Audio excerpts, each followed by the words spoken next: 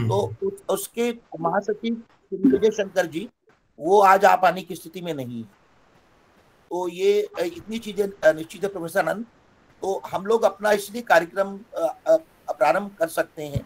हम किसी की अवहेलना या किसी हमारा उस रूप में हमें अधिकार है अपना कार्यक्रम प्रारंभ करने का।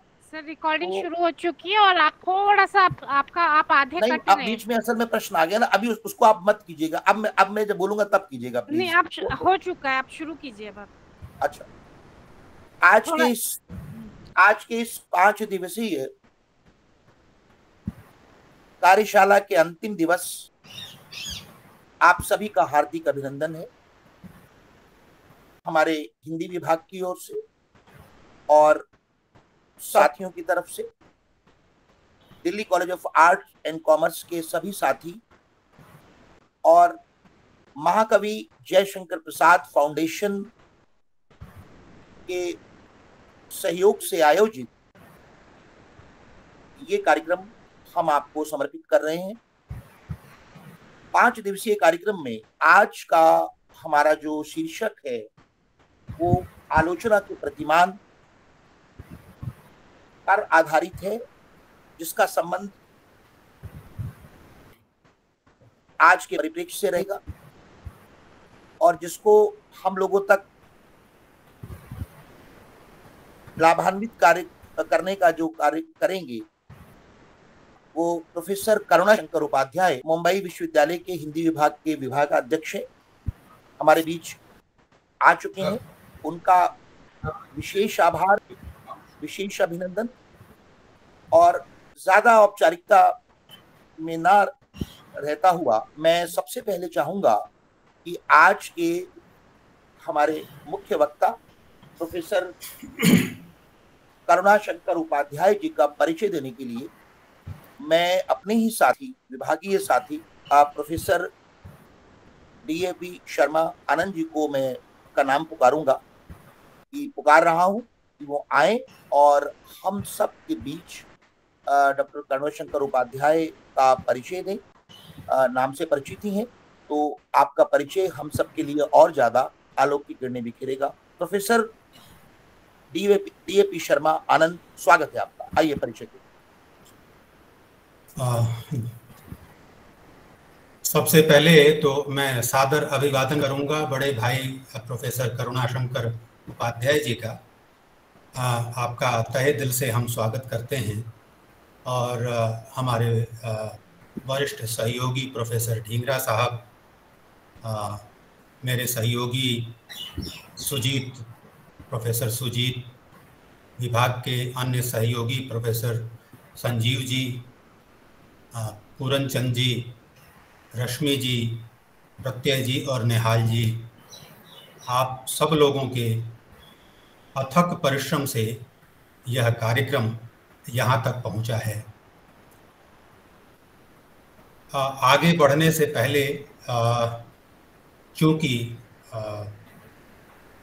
औपचारिक रूप से महाविद्यालय के अध्यक्ष, हेड ऑफ द फैमिली हो या ना हो, उन्हें याद जरूर किया जाना चाहिए।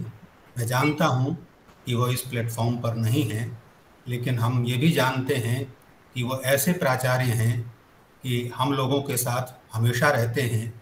बल्कि वो कॉमर्स में हैं लेकिन उनका मन हिंदी का है, तो किसी व्यस्तता तक के कारण वो नहीं आ पाए हैं। उनको भी संबोधन हमारे IQAC के संयोजक बड़े भाई हैं श्रीकांत पांडे जी, उनका भी संबोधन करते हुए मैं दिल्ली और दिल्ली से बाहर जितने बंधु भगिनी जुड़े हैं उन सबका अभिवादन और जितने विद्यार्थी जुड़े हैं उन सबका संबोधन करते हुए मित्रों, जैसा कि आप जान रहे हैं, देख रहे हैं, हमारे बीच में विद्यमान हैं प्रोफेसर करुणा शंकर उपाध्याय जी। यूँ तो आप परिचय के मोहताज नहीं हैं हम लोगों के लिए, लेकिन फिर भी मैं बताऊं कि आप मुंबई विश्वविद्यालय में प्रोफेसर और अध्यक्ष हैं 2003 से। उसके पहले आप पुणे विश्वविद्यालय में कार्यरत थे। खास करके विद्यार्थियों से, क्योंकि विद्यार्थियों के लिए कार्यक्रम है, तो मुझे कहना जरूरी लगता है कि विद्यार्थियों परिचय का जो मुख्य अतिथि के परिचय का जो यह कार्यक्रम है, यह इसे केवल औपचारिकता नहीं समझना चाहिए, यह सोद्देश्य होता है। और इसलिए कि एक तो रचनाकार की रचना के महत्व को रेखांकित करना इसका उद्देश्य होता है, और दूसरा हम श्रोताओं को प्रेरित करना कि जीवन में रचना का ही महत्व है। इसीलिए हम कहते हैं कीर्ति यस्य सजीवति, हमारे बाद तो रचना ही बच जाती है। हम सब जान चुके हैं कि उपाध्याय जी जाने माने आलोचक हैं। इसका मतलब यह नहीं है, ये विद्यार्थियों को ये नहीं लगना चाहिए कि आलोचक हैं तो रचनाकार नहीं है। हम जानते हैं कि आलोचना भी रचना है, और आलोचना को रचना बनने के लिए दो अनिवार्यताएं हैं। एक तो उस भाषा के सर्जनात्मक साहित्य से गहरा लगाव, और दूसरा समकालीन जीवन और जीवन दृष्टि से गहरा लगाव। ये सुखद संयोग की बात है कि उपाध्याय जी के लेखन में दोनों ही चीजें दिखाई पड़ती हैं, बल्कि मैं कहूँगा उससे भी आगे। आप देखें कि इनके लेखन का जो आयाम है, उसमें 2-3 किताबें मैं जिक्र कर रहा हूँ।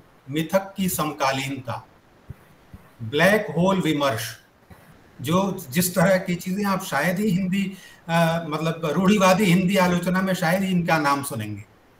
अप्रतिम भारत, मेरे ख्याल में इनक्रेडिबल इंडिया है ये।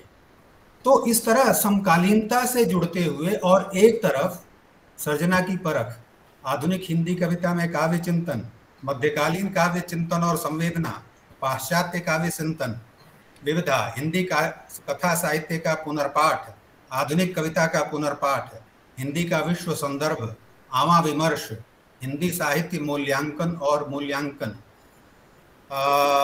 उद्भ्रांत का बहुआयामी काव्य विमर्श, गोरखबानी, चित्रा मुद्गल संचयन, संगीत की तरफ देखी, मध्यकालीन कविता का पुनर्पाठ, कथा साहित्य का पुनर्पाठ। मतलब ऐसा लगता है कि सबको समेटना बड़ा मुश्किल है परिचय देने वाले के लिए, तो इसलिए मैंने जल्दीबाजी में कह दिया। हाँ, मेरी कमी है कि मैं सबको समेट नहीं सकता, इतना बहुआयामी। और इतना ही नहीं, इसके अलावा सहलेखन भी है, मानव मूल्य परक शब्दावली का विश्वकोश, तुलनात्मक साहित्य का विश्वकोश। मतलब पढ़ते पढ़ाते, शोध करते कराते। मैंने शायद मुझे जिक्र कर देना चाहिए कि यूजीसी की अध्येता वृत्ति पर भी आप रहे हैं, और उस अध्येता वृत्ति का टॉपिक जो रहा है पाश्चात्य काव्य चिंतन। मतलब कि समकालीनता, हिंदी की रचनात्मकता और हमारी परंपरा में जो दृष्टियां रही हैं, क्योंकि हम जानते हैं कि आलोचना जो है, अलग अलग समय की आलोचना को हम अलग अलग नाम देते हैं, फलां आलोचना। तो आलोचना अपनी परंपरा से, अपनी समकालीनता से दृष्टि लेती भी है, प्रभावित होती भी है और प्रभावित करती भी है। तो पाश्चात्य काव्य चिंतन, मध्यकालीन काव्य चिंतन, काव्य शास्त्रीय चिंतन, आप देखिए कि परंपरा और आधुनिकता और समकालीनता का कितना सुंदर समन्वय है। तो मित्रों, जाहिर है कि जिसका काम इतना बड़ा होगा उसको रिकॉग्निशन भी मिलेगा, उसको पहचान भी मिलेगी, और वो पहचान या पहचान करने और कराने का माध्यम पुरस्कार है, सम्मान है। पुरस्कार भी मैं उपाध्याय जी का गिन रहा था, 15 से अधिक है। और सब जैसे आपको मैं एक आध नाम लूं, महाराष्ट्र राज्य हिंदी साहित्य अकादमी का बाबूराव विष्णु पराड़कर पुरस्कार, इस तरह से बहुत प्रतिष्ठित 15 पुरस्कारों से आप सम्मानित हो चुके हैं। मुझे लगता है कि अब मुझे अपने आप को संयमित करना चाहिए और जिनके बारे में मैं कहता जा रहा हूं उनको मौका देना चाहिए कि आप साक्षात हमारा मार्गदर्शन करें। आप सादर प्रणाम, हमारा सादर प्रणाम है, आप आएं और हम सबका मार्गदर्शन करें। जी नमस्कार। जी जी हाँ, मैं प्रोफेसर करुणाशंकर उपाध्याय जी से निवेदन करूंगा कि प्रोफेसर ने कह ही दिया है और आइए आपका स्वागत है। और अब मेरा भी अपने को रोक नहीं पा रहा हूं क्योंकि प्रोफेसर आनंद ने आपके परिचय में एक बड़ी अच्छी बात रखी है स्वायत्तता की, कि आपने हर क्षेत्र में अपनी जो है वो हस्ताक्षर किए हैं। तो दो पंक्तियां मैं अपने कहने से रोक नहीं पा रहा हूं और उसके बाद फिर आप आमंत्रित हैं, साधारण आमंत्रित हैं। आलोचना से जुड़ी पंक्तियां हैं, इसलिए मैं कहने से रोक नहीं पा रहा हूं। यूं जुगनू और चांद में कोई समता नहीं है, यूं जुगनू और चांद में कोई समता नहीं है, सिवाय सिर्फ इसके कि दोनों की कुश्ती अपने अपने स्तर पर अंधेरे से होगी। यूं जुगनू और चांद में कोई समता नहीं है, सिवाय सिर्फ इसके कि दोनों की कुश्ती अपने अपने स्तर पर अंधेरे से होती है। हाँ, चांद सुंदर है, चांद सुंदर है, सलोना है, लेकिन मुझे चांद की बनिस्बत जुगनू बहुत पसंद आता है। लेकिन मुझे चांद की बनिस्बत जुगनू बहुत पसंद आता है क्योंकि वो अपना उजाला खुद अपनी पीठ पर उठाता है, क्योंकि वो खुद अपना उजाला अपनी पीठ पर उठाता है, जबकि चांद हर रोज रोशनी कहीं से उधार लाता है। ये वैज्ञानिक सत्य है कि चांद की रोशनी सूरज की रोशनी है। आइए आलोचना के इस प्रतिमान के साथ और प्रस्तुति की इस निकष के साथ स्वागत है आज के हमारे मुख्य वक्ता डॉक्टर करुणाशंकर उपाध्याय। आपका स्वागत है, आए और अपने वक्तव्य से हम सबको लाभान्वित करें। प्रोफेसर करुणाशंकर उपाध्याय, स्वागत है आप। जी नमस्कार। महाकवि जयशंकर प्रसाद फाउंडेशन एवं Delhi college of arts and commerce Delhi विश्वविद्यालय के संयुक्त तत्वावधान में सृजनात्मक लेखन विषय पर इस 5 दिवसीय कार्यशाला के समापन सत्र में आपने हमें बुलाया, इसके लिए मैं आपका आभारी हूँ। सूत्र संचालन कर रहे प्रोफेसर डॉक्टर KL ढींगरा जी, अभी जिन्होंने परिचय दिया, ऐसे प्रोफेसर आनंद प्रकाश शर्मा जी, और इस कॉलेज के प्राचार्य प्रोफेसर राजीव चोपड़ा जी, एवं यहाँ पर उपस्थित तमाम प्राध्यापकगण एवं मित्रों। मैं सबसे पहले आपके इस सुचिंतित कार्यशाला के सफलतापूर्वक संपन्न होने पर आप सबको बधाई देता हूँ। आपने सृजनात्मक लेखन पर कार्यशाला का आयोजन किया और किसी भी सृजनात्मक लेखन की जो चरम परिणति है वह आलोचना है, क्योंकि हर सृजन को अंत में आलोचना के पास जाना है, और आपने आलोचना पर व्याख्यान भी जो है अंत में रखा है। वैसे दोनों किसी न किसी रूप में एक दूसरे के पूरक भी हैं। सृजन और आलोचना एक दूसरे के पूरक और एक दूसरे को प्रति संतुलित भी करते हैं, लेकिन जो मूल संदृष्टि है दोनों की भिन्न है। जो रचनाकार होता है उसकी प्रतिभा को कारित्री प्रतिभा कहा जाता है, क्रिएटिव ब्रिलियंसी, और आलोचक की जो प्रतिभा होती है उसको हम लोग भावित्री प्रतिभा या एनालिटिकल ब्रिलियंसी कहते हैं। तो कारित्री प्रतिभा जो है संश्लेषण परक होती है। रचनाकार जीवन और जगत के तमाम अनुभवों को संश्लिष्ट रूप में प्रस्तुत करता है, और जो आलोचक की प्रतिभा होती है वह विश्लेषण परक होती है। वह उन्हीं संश्लिष्ट अनुभवों के रेशे रेशे को खोलने का कार्य जो है करता है। तो इस दृष्टि से हम कह सकते हैं कि एक जो कुछ निर्मित करता है, दूसरा उसे विखंडित करने का या ध्वस्त करने का या उसके टुकड़े टुकड़े करके उसके महत्व को रेखांकित करने का कार्य करता है। इसलिए संपूर्ण विश्व के साहित्य में आप देखेंगे कि आलोचक को वह गरिमा और वह स्थान नहीं मिलता जो एक सर्जक को या रचनाकार को होता है। क्योंकि रचनाकार की प्रतिभा इसीलिए प्रथम श्रेणी की प्रतिभा मानी जाती है। आलोचक की प्रतिभा सृष्टा ना होने के कारण, रचयिता ना होने के कारण उस श्रेणी की नहीं मानी जाती।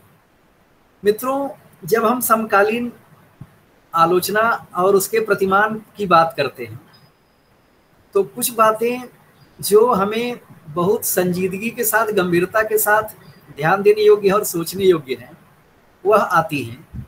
आज आप देख रहे हैं जब वैश्वीकरण की आंधी चल रही है और संपूर्ण विश्व को एक रीति नीति के तहत लाने का प्रयास किया जा रहा है और तकनीक के माध्यम से अब विश्व का सारा साहित्य हमारी पहुंच के भीतर है, तो जितना कुछ आपको जानकर आश्चर्य होगा कि 20वीं शताब्दी के 100 सालों में लिखा गया था, उससे ज्यादा 21वीं सदी के 10 वर्षों में लिखा गया है। मतलब लेखन की जो मात्रा है, क्वांटिटी जो है, परिमाण जो है, अब उसका एक बहुत बड़ा कारण जो है इंटरनेट की दुनिया है, सोशल मीडिया है, नई तकनीक है। पहले कोई रचना लिखता था तो उसको छपवाने के लिए प्रकाशक या पत्र पत्रिका के संपादक के पास जाना पड़ता था।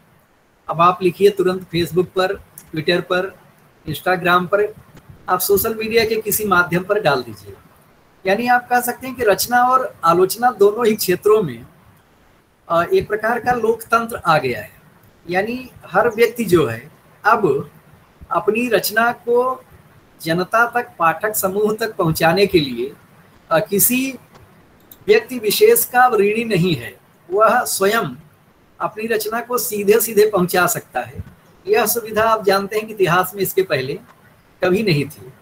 मित्रों, जब हम समकालीन आलोचना पर दृष्टिपात करते हैं तो हमें संपूर्ण विश्व को देखना होगा, क्योंकि अब हम केवल हिंदी और भारत की बात करके अपनी स्थिति मजबूत नहीं कर सकते हैं।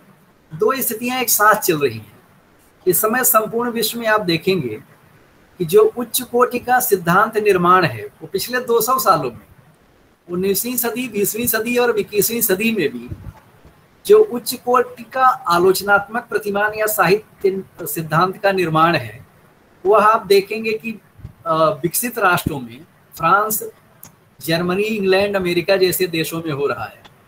और जो उच्च कोटि का सर्जनात्मक लेखन है वह तीसरी दुनिया के देशों में, भारत में, अफ्रीकी और लैटिन अमेरिकी देशों में हो रहा है। यानी आलोचना और सृजन के बीच एक बहुत बड़ा अंतराल उपस्थित हो रहा है, जिसका खामियाजा सबसे ज्यादा हिंदी और भारतीय भाषाओं के रचनाकारों को भुगतना पड़ रहा है।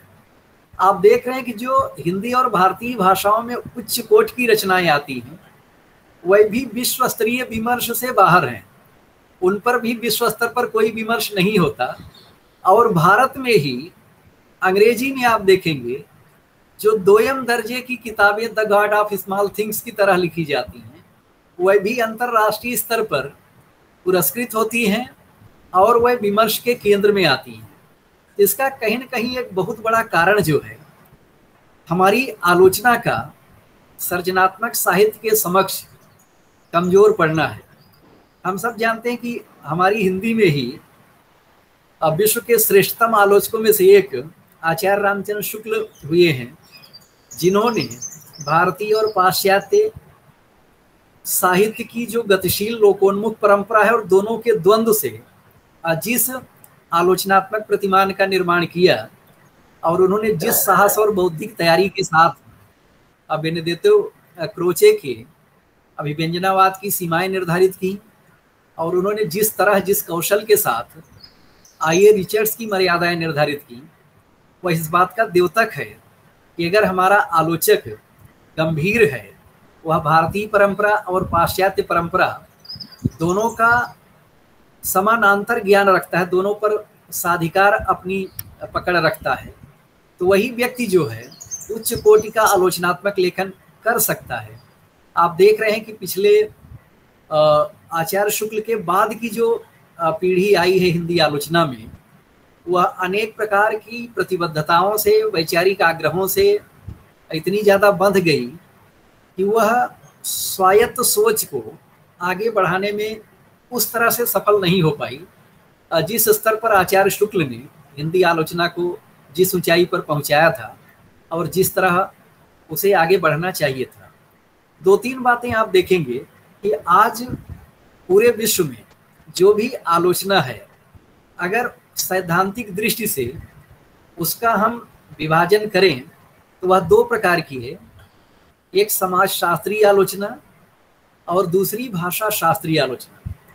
समाजशास्त्रीय आलोचना में सारी आलोचनाएं आ जाएंगी, चाहे परंपरागत हो, चाहे आधुनिकतावादी हो, चाहे उत्तराधुनिकतावादी हो, चाहे विमर्श केंद्रित हो। इसी प्रकार से भाषा वैज्ञानिक जो आलोचना है उसमें आप शैली विज्ञान से लेकर के संरचनावाद, उत्तर संरचनावाद, विसंरचनावाद या विखंडनवाद, इन तमाम चीज़ों को ले सकते हैं। यानी दोनों को अगर बहुत ही सरल शब्दों में कहा जाए तो एक आलोचना जो है वस्तु विधान या कथ्य पर, कंटेंट पर आधारित है, और दूसरी उसके रचनात्मक या शिल्प पक्ष पर आधारित है। क्या कहा जा रहा है और कैसे कहा जा रहा है, ये जो 2 स्थितियां रहती हैं, दोनों के आधार पर विश्व की सारी आलोचना प्रणालियां चल रही हैं। इसमें आपने देखा होगा कि पिछले 25-30 वर्षों में विमर्श का घटाटोप जो है बहुत तेजी से बढ़ा है। और आप देख रहे हैं कि जो विमर्श हैं, चाहे स्त्री विमर्श हो, दलित विमर्श हो, आदिवासी विमर्श हो, इसके साथ आजकल किन्नर विमर्श चल रहा है, वृद्ध विमर्श चल रहा है, अब ओबीसी विमर्श भी आ गया है। हर वर्ग और हर जाति का विमर्श निकट भविष्य में आपको देखने को मिलेगा। यह इस बात का द्योतक है कि हमारी आलोचना लोकतांत्रिक हो रही है। लेकिन लोकतांत्रिक होने का मतलब यह नहीं है कि वह पूरी तरह से स्वच्छंद हो जाए, पूरी तरह से अनुशासन भ्रष्ट हो जाए, क्योंकि विमर्श जरूरी है, लेकिन विमर्श के नाम पर जो सारी चीज़ें अमर्ष की हद तक पहुंच गई हैं वह आलोचना के अनुशासन की दृष्टि से सही नहीं है। आप सब जानते हैं कि खंड खंड दृष्टि जो है पाखंड होती है, और जो अखंड दृष्टि होती है वही सत्यान्वेषी की दृष्टि होती है, वह संतुलित दृष्टि होती है जो किसी कृति को उसकी समग्रता में देखती है।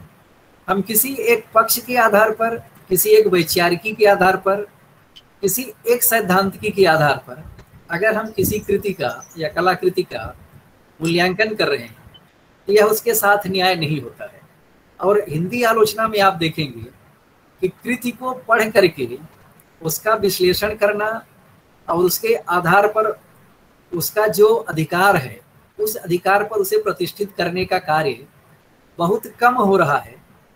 सबसे ज़्यादा काम यह हो रहा है कि ज़्यादातर आलोचक अपनी जो सैद्धांतिकी है, उनका जो अपना विचार है, उनके जो अपने वैचारिक आग्रह, दुराग्रह, प्रतिबद्धता जो भी आप कह लीजिए, उसको रचनाओं पर आरोपित करने का कार्य कर रहे हैं। यह जो है किसी भी देश की आलोचना के लिए सही नहीं कहा जा सकता है।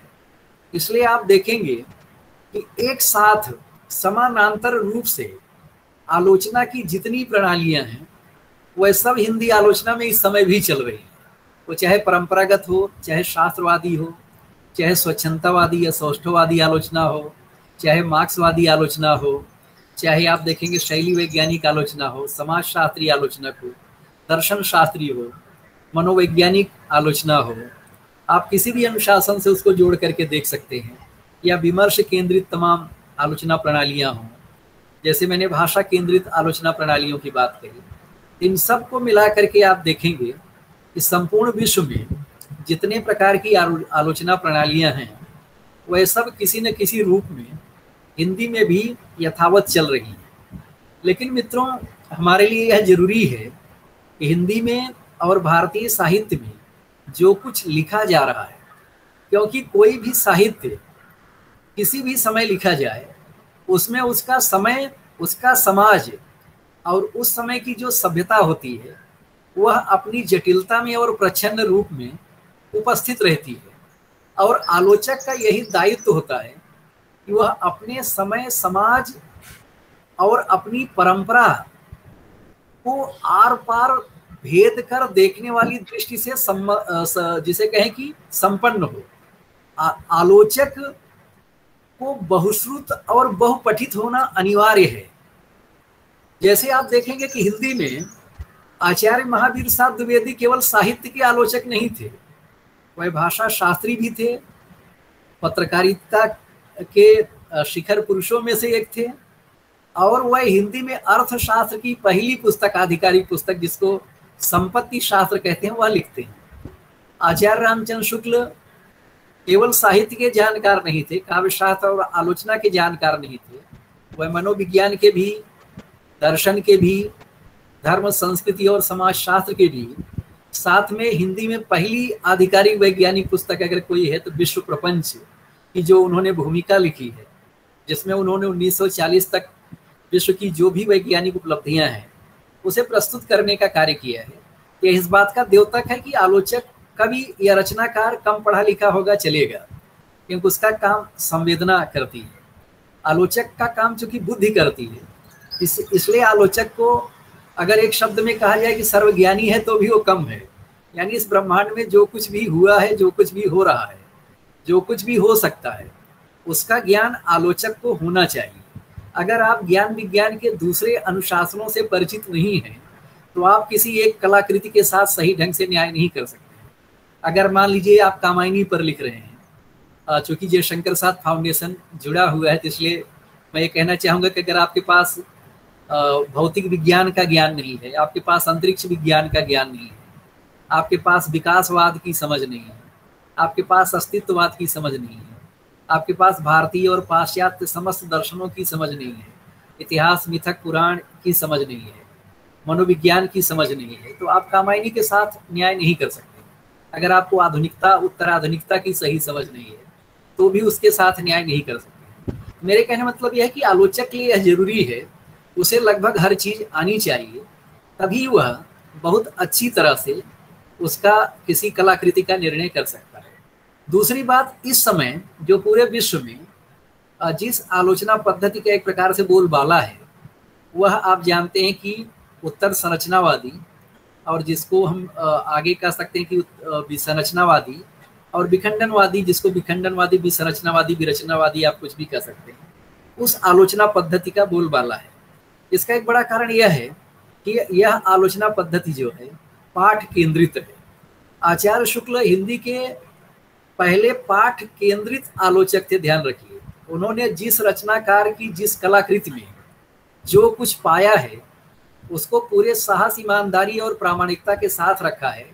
वहाँ कहीं भी उन्होंने कोई दृष्टि का अपना आग्रह नहीं दिखाया है। इसलिए आप देखेंगे कि तुलसी से भी बेहतर जायसी पर लिखते हैं, कबीर की प्रतिभा की 5 बार प्रशंसा करते हैं। तो कहने का मतलब यह है कि जो बड़ा आलोचक होता है वह उन तमाम चीज़ों से भी परिचित होता है जो उसकी आलोचना दृष्टि के निर्माण में अपनी भूमिका अदा करते हैं और जिनके विकास में वह अपनी तरफ से योगदान देता है। मित्रों, मैं कुछ बातें आज जिस आलोचनात्मक प्रतिमान की जरूरत है उसकी तरफ रखते हुए अपनी बात को रखना चाहूँगा। पहली बात यह है कि हमें एक तो संपूर्ण भारतीय दृष्टि को नए सिरे से समझने की जरूरत है, संपूर्ण इतिहास को समझने की जरूरत है।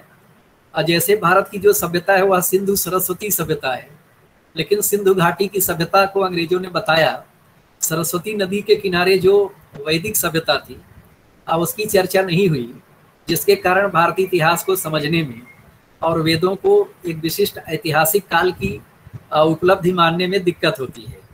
इसी प्रकार से बहुत सारी बातें ऐसी हैं जिसमें पश्चिम के इतिहासकारों ने बहुत गड़बड़ी की, जिसको आज के इतिहासकारों को समझने की जरूरत है। जैसे 1500 ईस्वी पूर्व में जो कुछ संपन्न हुआ था, अंग्रेजों ने क्या किया कि उसमें से एक शून्य हटा दिया। चूंकि यूनानी इतिहास से भारतीय इतिहास पुराना ना दिखे, इसलिए 15,000 BC को उन्होंने 1500 BC कर दिया, 1500 ईस्वी पूर्व कर दिया। तो इसलिए भारतीय इतिहास की बहुत सारी कड़ियाँ जो हैं जुड़ नहीं पाती हैं। तो हमें भारतीय इतिहास को सही संदर्भ में देखने की जरूरत है और संपूर्ण पाश्चात्य जगत को, विशेष करके जो यूनानी साहित्य है, लैटिन साहित्य है और उसके बाद जो अंग्रेजी, जर्मन, फ्रेंच साहित्य आता है, उसकी अच्छी खासी पकड़ और ज्ञान रखना जरूरी है। जब तक हम पश्चिमी साहित्य को नहीं पढ़ेंगे तब तक हम भारतीय साहित्य को भी उसका हक नहीं दिला पाएंगे। जब तक हम उनकी गलतियों को, उनकी कमजोरियों को और उनके अभावों को नहीं समझ पाएंगे, तब तक हम उनसे टकराएंगे कैसे और उनसे अपने को बेहतर कैसे सिद्ध करेंगे। जैसे अंग्रेजी आलोचना में एक और महत्वपूर्ण बात प्रचलित है कि जो उच्च कोटि के महाकाव्य हैं, जो उच्च कोटि की रचनाएं हैं, अंग्रेजी के आलोचक कहते हैं कि आदिम जातियों में बेहतर ढंग से लिखे जाते हैं, यानी उनके यहाँ महाकाव्य का अकाल है। ले दे करके मिल्टन, पूरे यूरोप में आप देखेंगे होमर के 2 महाकाव्य हैं, इलियड और ओडिसी। उसके बाद वर्जिल का इनियड है, फिर दांते का डिवाइन कॉमेडी है, जॉन मिल्टन का जो है पैराडाइज लास्ट है, गेटे का फाउस्ट है। इसके अलावा उनके यहाँ महाकाव्य नहीं है। भारत में आप संस्कृत में देखेंगे सैकड़ों की संख्या में महाकाव्य हैं, हिंदी में ही दर्जनों महाकाव्य हैं। हर शताब्दी में या हर 2-3 शताब्दी में एक बड़ी रचना जो है, एक बड़ा महाकाव्य भारत में आता है। तो भारतीय साहित्य की जो प्रतिष्ठा है, इसका पश्चिम वाले मुकाबला नहीं कर पाते। जैसे हो सकता है कि हमारा कथा साहित्य अंग्रेजी फ्रेंच के कथा साहित्य से कमजोर हो, लेकिन हमारी जो कविता है यह संपूर्ण यूरोप की कविता पर भारी है। संस्कृत के काव्य का तो कोई मुकाबला कर ही नहीं सकता है, लेकिन हिंदी की कविता का जहाँ तक सवाल है, उसका भी मुकाबला यूरोपीय कविता नहीं कर सकती है, क्योंकि पद्मावत, रामचरितमानस और कामायनी या राम की शक्ति पूजा जैसी रचनाएं जो हैं अब पूरे यूरोप में आपको नहीं मिलेंगी। इसी प्रकार से गोदान, मैला आंचल, राग दरबारी और आमा जैसे उपन्यास भी उनके यहाँ नहीं है, लेकिन उनके यहाँ चूंकि दूसरे प्रकार के उपन्यास हैं, इसलिए जब तुलनात्मक अध्ययन का मामला आता है तो वो कुछ मामलों में हमसे अभी उस क्षेत्र में भारी हैं। लेकिन हम लोगों का यह कर्तव्य है कि हम अच्छी तरह से उनको पढ़ें और उसके बाद उनकी सीमाएं हम निर्धारित करें। मित्रों, 1-2 बातें जो मैंने कहा था कि आज की जो उत्तराधुनिक समीक्षा प्रणाली है, इस पर मैं करना चाहूँगा। आप सब जानते हैं कि उत्तराधुनिकता जो 1970 के बाद आती है और इसकी सैद्धांतिक रूप में उत्तर संरचनावाद और बाद में जैक देरिडा ने विखंडनवाद या विसंरचनावाद की प्रतिष्ठा की है। इसमें 2-3 बातें ध्यान में रखी है कि उत्तराधुनिकता जो है परंपरागत किसी भी चीज़ को नहीं मानती है, वह सांस्थानिकता से पलायन करती है, वह परंपरा को मानने से इनकार करती है, वह संस्कृत को नहीं मानती, वह मानव मूल्य मीमांसा को ही नहीं मानती। आधुनिकतावादी दौर में आप जानते हैं कि ज्ञानोदय हुआ था, विवेक उसके केंद्र में था। उत्तराधुनिकता के केंद्र में जो है इच्छा है। उत्तराधुनिकता अपनी इच्छा अनुसार सृजन करने, नवनिर्माण करने और अपना जीवन यापन करने की खुली छूट देती है। यह एक बहुत अजीबोगरीब स्थिति है। उत्तराधुनिकता इतिहास की मृत्यु की घोषणा करती है, वह राष्ट्र प्रेम और राष्ट्रवाद को मानने से इनकार करती है, वह विश्व नागरिकता और विश्व बंधुत्व की तरफ पूरे विश्व को ले जाना चाहती है, लेकिन उसका विश्व बंधुत्व जो है वह लाभ पर, व्यापार पर और बाजार की शक्तियों और तकनीकी शक्तियों द्वारा मर्यादित और निर्धारित है। तो हमारा ये कहना है कि चाहे पश्चिमी सिद्धांत हो या साहित्य हो, हमें ग्रहण और त्याग का विवेक रखना चाहिए। हमारे लिए उनसे क्या उपयोगी है और क्या छोड़ देने योग्य है, इसका पूरा का पूरा ध्यान रखना चाहिए।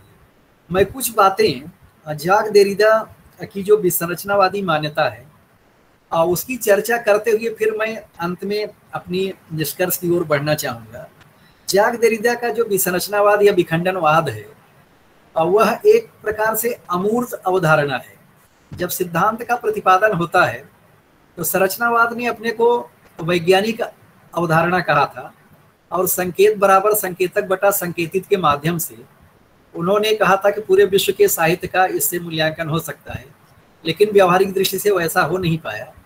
उसकी प्रतिक्रिया में जो जैक देरिडा अल्जीरिया में पैदा हुए थे, फ्रांस में पले बढ़े थे, इन्होंने जब विखंडनवाद या डिकंस्ट्रक्शनिज्म की प्रतिष्ठा की, इन्होंने उसकी प्रतिक्रिया में एक प्रकार से एक अमूर्त सिद्धांत, एब्स्ट्रैक्ट सिद्धांत हमारे सामने लाया। इन्होंने जो कुछ बातें कही हैं उसमें से 2-3 बातें जो महत्वपूर्ण है वो मैं कहना चाहूँगा। जैसे उन्होंने पहली बात कही थी कि विखंडन हर समय वह नहीं है, वह प्रत्येक पढ़त के साथ बदल जाता है। यानी हम जितनी बार उनका कहना है कि हर रचना या हर कृति एक पाठ है और हर पाठ में अंतर पाठ होता है, क्योंकि उसका संदर्भ अगर पहले आ चुका है तब वह अंतर पाठ है, और एक ही पाठ में अगर दूसरे अनुशासन की बातें आ रही हैं तो भी वह इंटरटेक्स्ट अथवा अंतर पाठ है। उनका कहना है कि जब एक रचना को कई लोग बहुत बार पढ़ते हैं तो उसका अर्थ जो है वह बदल जाता है। दूसरी बात उनका यह कहना था कि एक आलोचक का जो कार्य है वह दूसरे आलोचक की तरह नहीं है, यानी हर आलोचक अपने स्तर पर किसी चीज का निर्णय करता है, और उनका कहना है कि इसलिए विखंडन का कोई स्कूल नहीं हो सकता है।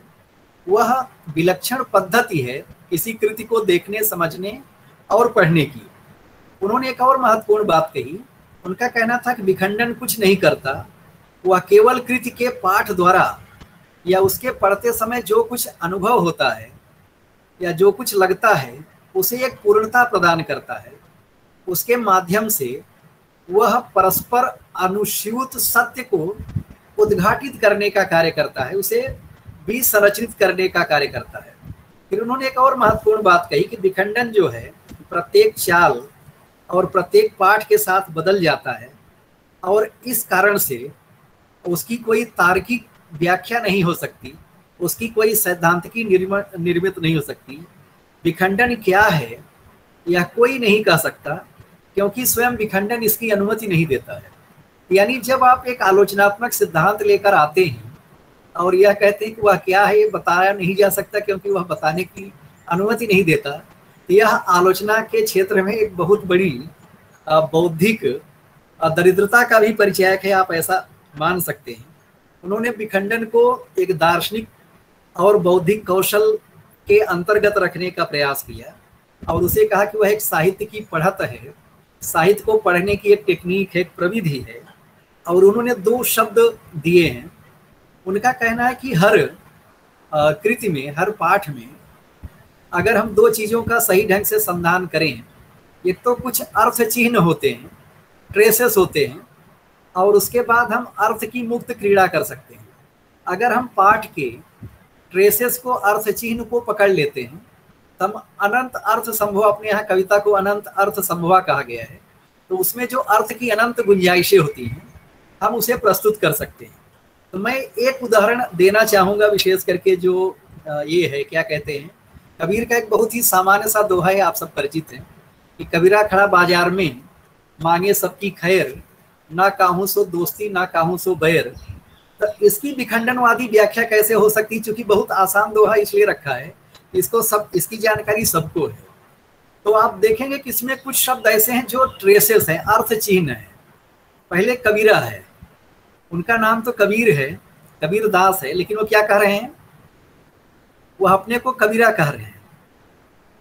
उसके बाद दूसरा शब्द है बाजार, यानी वो बाजार में क्यों खड़े हैं भाई, वो गंगा तट पर खड़े हो सकते थे, काशी विश्वनाथ मंदिर या संकट मोचन मंदिर के सामने खड़े हो सकते थे, बनारस में खड़े हैं।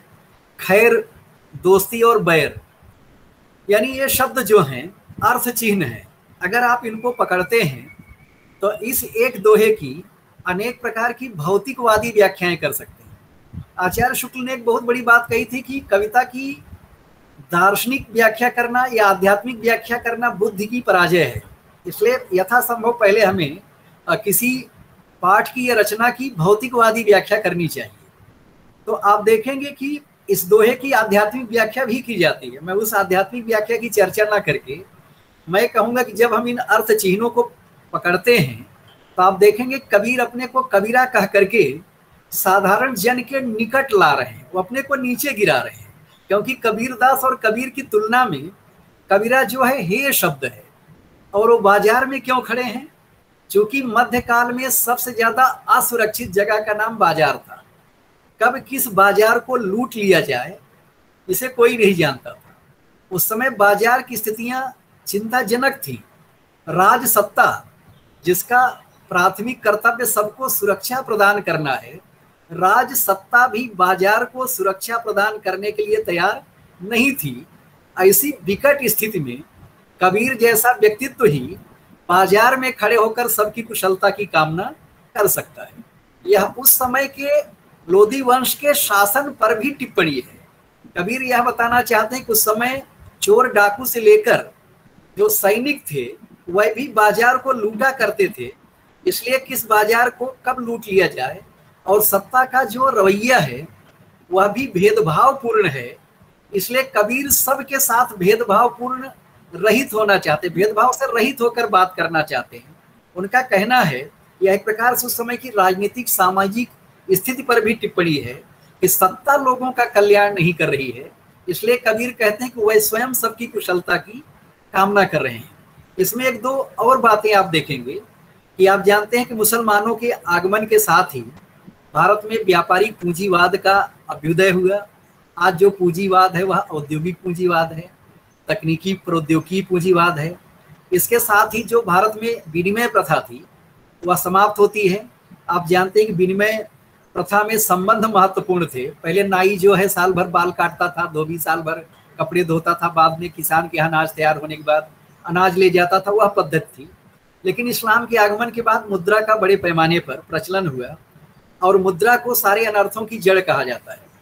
कबीर यह बताना चाहते हैं कि जिस मुद्रा ने बाजार के साथ मिलकर मानवीय संबंधों का स्थान ले लिया है, उस मानवीय संबंध जहां पर गौण हो गए हैं और पैसा जो है प्रमुख हो गया है, तो उस बाजार में खड़े होकर के कबीर जो है सबकी कुशलता की कामना करते हैं। यानी बाजार किस प्रकार से मनुष्य को और समाज को अमानवीकरण की स्थिति की ओर ले जा रहा है, उसकी तरफ कबीर का संकेत है। और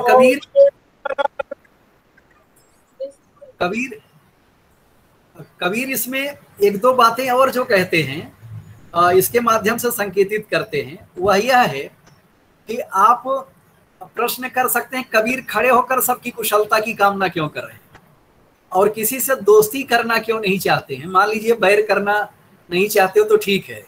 कबीर जानते हैं कि दोस्त का दुश्मन दुश्मन होता है। अगर आप किसी से दोस्ती करेंगे तो कोई न कोई आपका दुश्मन भी हो जाएगा। तो कबीर यह कहना चाहते हैं कि उनका मन जो है राग द्वेष से मुक्त है। खड़े क्यों है? खड़ा होना स्थिरता का प्रतीक है। बाजार में जो है तराजू का कांटा होता है, जब तराजू का कांटा स्थिर हो जाता है तब वह न्याय करता है, तब दोनों पल्ला जो है तब भारी बराबर होता है, संतुलित होता है। कबीर का यह कहना है कि उनका चित्त राग द्वेष से रहित होकर स्थिर हो गया है और जो स्थिर चित्त वाला व्यक्ति है वही व्यक्ति सबकी कुशलता की कामना कर सकता है। तो मेरे कहने मतलब यह है कि इस प्रकार से जब हम अभिखंडन करें पाठ का तो अनेक प्रकार के अर्थ जो है निकाल सकते हैं अगर हम अर्थ चिन्ह की सही और सटीक पहचान करें। तो मित्रों, आज की जो आलोचना है वह आलोचक से जल्दबाजी से बचने की अपेक्षा रखती है, क्योंकि गुण और परिमाण, क्वालिटी और क्वांटिटी दोनों ही दृष्टियों से इतना विपुल लेखन हो रहा है और इतना अलग अलग विधाओं में हो रहा है। आपको जानकर आश्चर्य होगा कि इस समय पूरे विश्व में हिंदी में 12,80,000 रचनाकार हैं जिनकी पुस्तकें छप चुकी हैं। जिनकी पुस्तकें नहीं छपी हैं, जो केवल फेसबुक पर, पत्रिकाओं में, पत्र में, ट्विटर और इंस्टाग्राम पर लिखते हैं, ऐसे लोगों की संख्या करोड़ों है। तो जब संपूर्ण विश्व में किसी भाषा का साहित्य लिखा जा रहा हो, हर विधा में लिखा जा रहा हो और अनेक ऐसी नई विधाएं सोशल मीडिया के कारण पैदा हो रही हैं जिनका अभी तक कोई अनुशासन नहीं बना है, तो ऐसे दौर में आलोचना के क्षेत्र में अराजकता न फैले, यह आलोचक के समक्ष एक बहुत बड़ी चुनौती है। और इसको वही आलोचक संतुलित कर सकता है जिसके पास इतिहास को देखने की आर पार भेदक दृष्टि है, जिसके पास सभ्यता समीक्षा की दृष्टि है, जिसके पास एक अंतर्दृष्टि है और जिसके पास विश्व संदृष्टि है। हम विश्व संदृष्टि के बिना किसी रचना का, किसी बड़ी कलाकृति का न तो विश्लेषण कर सकते हैं और न ही संपूर्ण विश्व के साहित्य को सही ढंग से देख सकते हैं। हम केवल हिंदी साहित्य को पढ़ करके और आजकल जो विमर्श चल रहा है उसके कारण एक विधा और एक विमर्श तक अपने को सीमित रख करके न तो आलोचना के क्षेत्र में कोई कालजयी और युगांतरकारी कार्य कर सकते हैं और न ही सृजन के क्षेत्र में। इसके लिए जरूरी है कि संपूर्ण विश्व के किस भाषा के साहित्य में क्या अद्यतन लेखन हो रहा है, क्या लिखा जा रहा है, कौन सा रचनाकार और कौन सा आलोचक क्या करने का प्रयास कर रहा है, उसकी दृष्टि और उसकी समझ कहाँ तक सही है। समझ का कोई विकल्प नहीं होता मित्रों। आप देखेंगे कि हिंदी आलोचना में समझ का प्रयोग कम होता है और समझ के स्थान पर किसी अन्य चीज का प्रयोग ज्यादा होता है। इसलिए कहीं न कहीं हम आलोचकों के लिए एक बहुत बड़ा दायित्व है। हम 21वीं सदी की आलोचना के साथ समानांतर यात्रा करें, हिंदी आलोचना को उसका जो स्वाभाविक अधिकार है वह दिलाएं, और हिंदी के आलोचकों के पास केवल हिंदी साहित्य के साथ न्याय कराने की जिम्मेदारी नहीं है। चूंकि हिंदी इस देश की आधिकारिक भाषा है, हिंदी आलोचना के पास यह भी जिम्मेदारी है कि वह अपने साथ अन्य भारतीय भाषाओं में लिखे जा रहे साहित्य को भी विश्वस्तरीय विमर्श के केंद्र में लाने का प्रयास करे, उसे विश्व तक पहुंचाने का प्रयास हिंदी के माध्यम से करे। तो कहीं न कहीं हम आलोचकों पर एक बहुत बड़ा गुरुतर दायित्व है, और इससे बचने का या इसकी अपेक्षाओं को पूरी तरह उस पर खरा उतरने का एकमात्र यही रास्ता है। हम ग्रहण और त्याग का विवेक रखें, हमारे लिए क्या उपयोगी है उसे ग्रहण करें। ध्यान रखिए कि पश्चिम की हर एक चीज हमारे लिए उपयोगी नहीं है, लेकिन उनकी कुछ बातें अगर हमारे काम की हैं तो हम उसे लें, और हमारी परंपरा में भी जो वरेण्य हैं, जो ग्रहण करने योग्य हैं, उनको हम नए सिरे से परिशोधित करें, उनको संस्कारित करें, नए संदर्भों के अनुकूल उनमें परिवर्तन उपस्थित करें, और उसके बाद हम उनका अपने समय, समाज और चुनौतियों के अनुरूप उन्हें समायोजित करते हुए उनका अपने पक्ष में दोहन करें, उपयोग करें। तभी हम जो है बड़ा कार्य कर सकते हैं। तो मित्रों, मुझे पूर्ण विश्वास है कि नई पीढ़ी के आलोचक इस दृष्टि से अपने को तैयार करेंगे। हम सब जो भी दाय है, विरासत है, क्योंकि हम हजारों साल की विरासत को लेकर चल रहे हैं। अमेरिका के ऊपर इस प्रकार का कोई दबाव नहीं है, जिसका इतिहास ही 200-300 सालों का हो, तो उनके पास किसी विरासत का दबाव नहीं। तो वहाँ का आलोचक जो है सीधे मौलिकता का दावा कर सकता है कि ये मेरा मौलिक सिद्धांत है, लेकिन भारतीय परंपरा में किसी भी आलोचक के लिए यह दावा करना लगभग असंभव है कि वह कह दे कि यह उसका मौलिक सिद्धांत है। तो कहीं न कहीं संस्कृत में, कहीं न कहीं भारतीय काव्य शास्त्र में, कहीं न कहीं पुराने आलोचकों के पास उसका कोई न कोई सूत्र मिल जाएगा। इसलिए जो सुविधा उनके पास उपलब्ध है वह हमारे पास नहीं है, लेकिन हमारे पास जो विरासत है वह इतनी जबरदस्त है। एक महाज्ञान का महासागर है, रचनात्मक साहित्य का महासागर है, आलोचनात्मक और भाषा शास्त्रीय दार्शनिक चिंतन की एक ज्ञान मीमांसा, एक लंबी परंपरा है। हम उसका अपने पक्ष में कैसे दोहन करते हैं, यह जरूरी है। तो मित्रों, मुझे पूर्ण विश्वास है कि हम सब कहीं न कहीं नई चुनौतियों, नए संदर्भों और 21वीं सदी के संदर्भ में हो रहे बदलावों के साथ साथ अपने आप को समायोजित करेंगे, अपने आप को तैयार करेंगे। आलोचक से बहुत ज़्यादा गंभीरता की, बहुत ज़्यादा बौद्धिक तैयारी की, बहुत ज़्यादा आप कह सकते हैं विवेकपूर्ण दृष्टि की अपेक्षा रखती है। उसके साथ अगर हम आलोचना के क्षेत्र में करते हैं, हम निश्चित रूप से न केवल अपने समकालीन साहित्य का बल्कि अपने परंपरागत साहित्य का सही ढंग से न केवल विश्लेषण करेंगे, बल्कि उसे विश्वस्तरीय विमर्श और विश्व स्तर पर उसकी प्रतिष्ठा करने में भी कामयाब होंगे। इसी के साथ मैं अपनी वाणी को विराम देता हूँ। धन्यवाद। जय हिंद, जय हिंद। बहुत बहुत आभार प्रोफेसर करुणाशंकर उपाध्याय जी।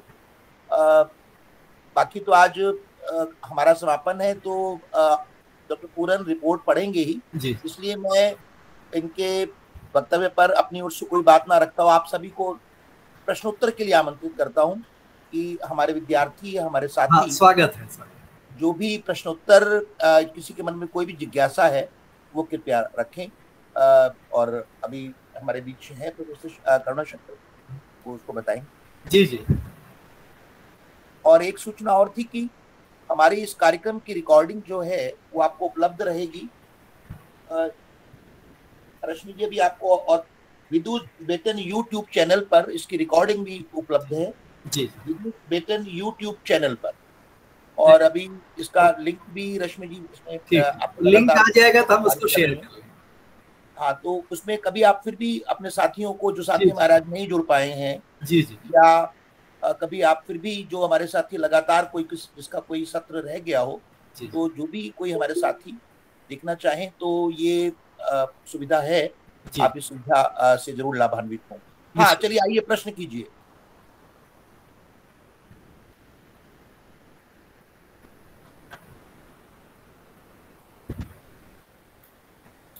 मेरे ख्याल से कुछ लोग प्रश्न लिख रहे हैं, जो देख रहे हैं, मेरे ख्याल से रश्मि शायद देख रही हैं, या कोई पढ़कर सुनाए तो अच्छा रहेगा। अच्छा, एक मैं पढ़ रहा हूँ। कोई बात नहीं, आप रश्मि जी आप कर लीजिए। प्रोफेसर सुजीत पढ़ रहे हैं आप। हाँ, एक सवाल मुझे अभी नजर आ रहा तो मैं पढ़ रहा हूँ। प्रियंका घिल्डियाल का है। किसी भी आलेख की आलोचना ऑब्लिक समीक्षा करते हुए किस बात का ध्यान रखना जरूरी है और बढ़िया आलोचना करने के महत्वपूर्ण बिंदु कौन कौन से हैं? प्रियंका जी ये जानना चाहती हैं। आलेख की आलोचना, आलेख ना, हाँ, किसी भी आलेख की आलोचना ऑब्लिक समीक्षा। देखिए, रचना, आलेख और जो छोटी लघुकृति होती है, सबके लिए महाकाव्य है या लंबी कविता है या लघु कविता है या लेख है या किसी अन्य विधा की रचना है, सब कहीं न कहीं अलग अलग प्रतिमान की अपेक्षा रखते हैं। इन्हीं प्रतिमानों से बचने के लिए पाठ केंद्रित समीक्षा पद्धति की चर्चा इस समय विश्व स्तर पर हो रही है। तो अगर हम उस आलेख को पहले पढ़ें और अभी जैसे मैंने जाक देरिदा के माध्यम से आपको बताया, उसके अर्थ चिन्हों को समझें, पकड़ें और उनके माध्यम से हम अर्थ की मुक्त क्रीड़ा करना चाहें तो हम उसकी आप कह सकते हैं कि विपुल व्याख्या कर सकते हैं, बृहद व्याख्या कर सकते हैं और उसमें जो अर्थ की सुनी और अनसुनी अनुगूंजे हैं उसको उद्घाटित कर सकते हैं। कई बार क्या होता है कि आलोचक इस अर्थ में रचनाकार का एक्सटेंशन होता है, विस्तार होता है कि रचनाकार अपनी रचना में जो कुछ लिखा होता है वह उन बातों को कई बार सोचा भी नहीं होता है जो आलोचक के माध्यम से आ जाती है। जैसे जयशंकर प्रसाद ने लिखा कि चमकूंगा धूलि कणों में, ग्रहपथ में टकराऊंगा। तो अगर आप इसको आज के स्टार वार से इसकी तुलना करें तो वैज्ञानिक धरातल पर भी कुछ गलत नहीं है, लेकिन जयशंकर प्रसाद ने जब लिखा होगा तो स्टार वार उनके दिमाग में उस समय आया नहीं होगा, लेकिन कहीं न कहीं उस परिकल्पना का कोई न कोई रूप भौतिकी के माध्यम से या दर्शन के माध्यम से उनके मन में था, जिसके कारण उन्होंने लिखा। तो कहने का मतलब यह है कि पहले पाठ का सावधान और सतर्क आप परीक्षण करें, निरीक्षण करें, उसे पढ़ें और आप अपने विवेक को कायम रखते हुए उसके सत और असत पक्षों का उद्घाटन करें। और अगर आप आलेख नहीं है, मान लीजिए कोई रचना है, कविता है, कहानी है, तो उसमें अर्थ की चूंकि गुंजाइशें ज्यादा होती हैं। अगर साहित्य एकार्थी है तो वह साहित्य नहीं है। ज्ञान विज्ञान के दूसरे अनुशासनों में जो कुछ लिखा जाता है उसका एक ही अर्थ होता है। समाजशास्त्र में, इतिहास में, दर्शन में, भौतिकी में, रसायन में वहाँ दूसरा अर्थ नहीं निकल सकता, नहीं तो अनर्थ हो जाएगा। लेकिन साहित्य में अगर एक ही अर्थ निकला तो साहित्य नहीं है। पत्रकारिता में एक ही अर्थ निकलना चाहिए। तो साहित्य चूंकि बहुलार्थी होता है तो उस बहुलार्थता को उद्घाटित करना जो है यह आलोचक का दायित्व होता है। तो कई बार आलेख लिखते वक्त जो लेखक होता है वह जो कुछ सोचकर नहीं लिखता, उसका विश्लेषण करने वाला आलोचक जो है उसमें वह सब कुछ जोड़ करके उसे विश्लेषित कर सकता है। तो आलोचक कहीं न कहीं एक सर्जक की भूमिका में भी होता है। वह स्थापित अर्थ में कुछ नए अर्थों को जोड़ता है या उसमें जिस अर्थ की गुंजाइश रहती है उसका भी रहस्यीकरण करता है। मतलब ये आलोचक का कार्य होता है। और पूछिए ये प्रोफेसर सुजीत, शायद आप देख पा रहे हैं, अगर आप उसको देख पा रहे हैं। अरुण जी हाथ उठाएं। अरुण जी पूछिए अपना सवाल। अरुण जी आप कुछ पूछना चाह रहे थे।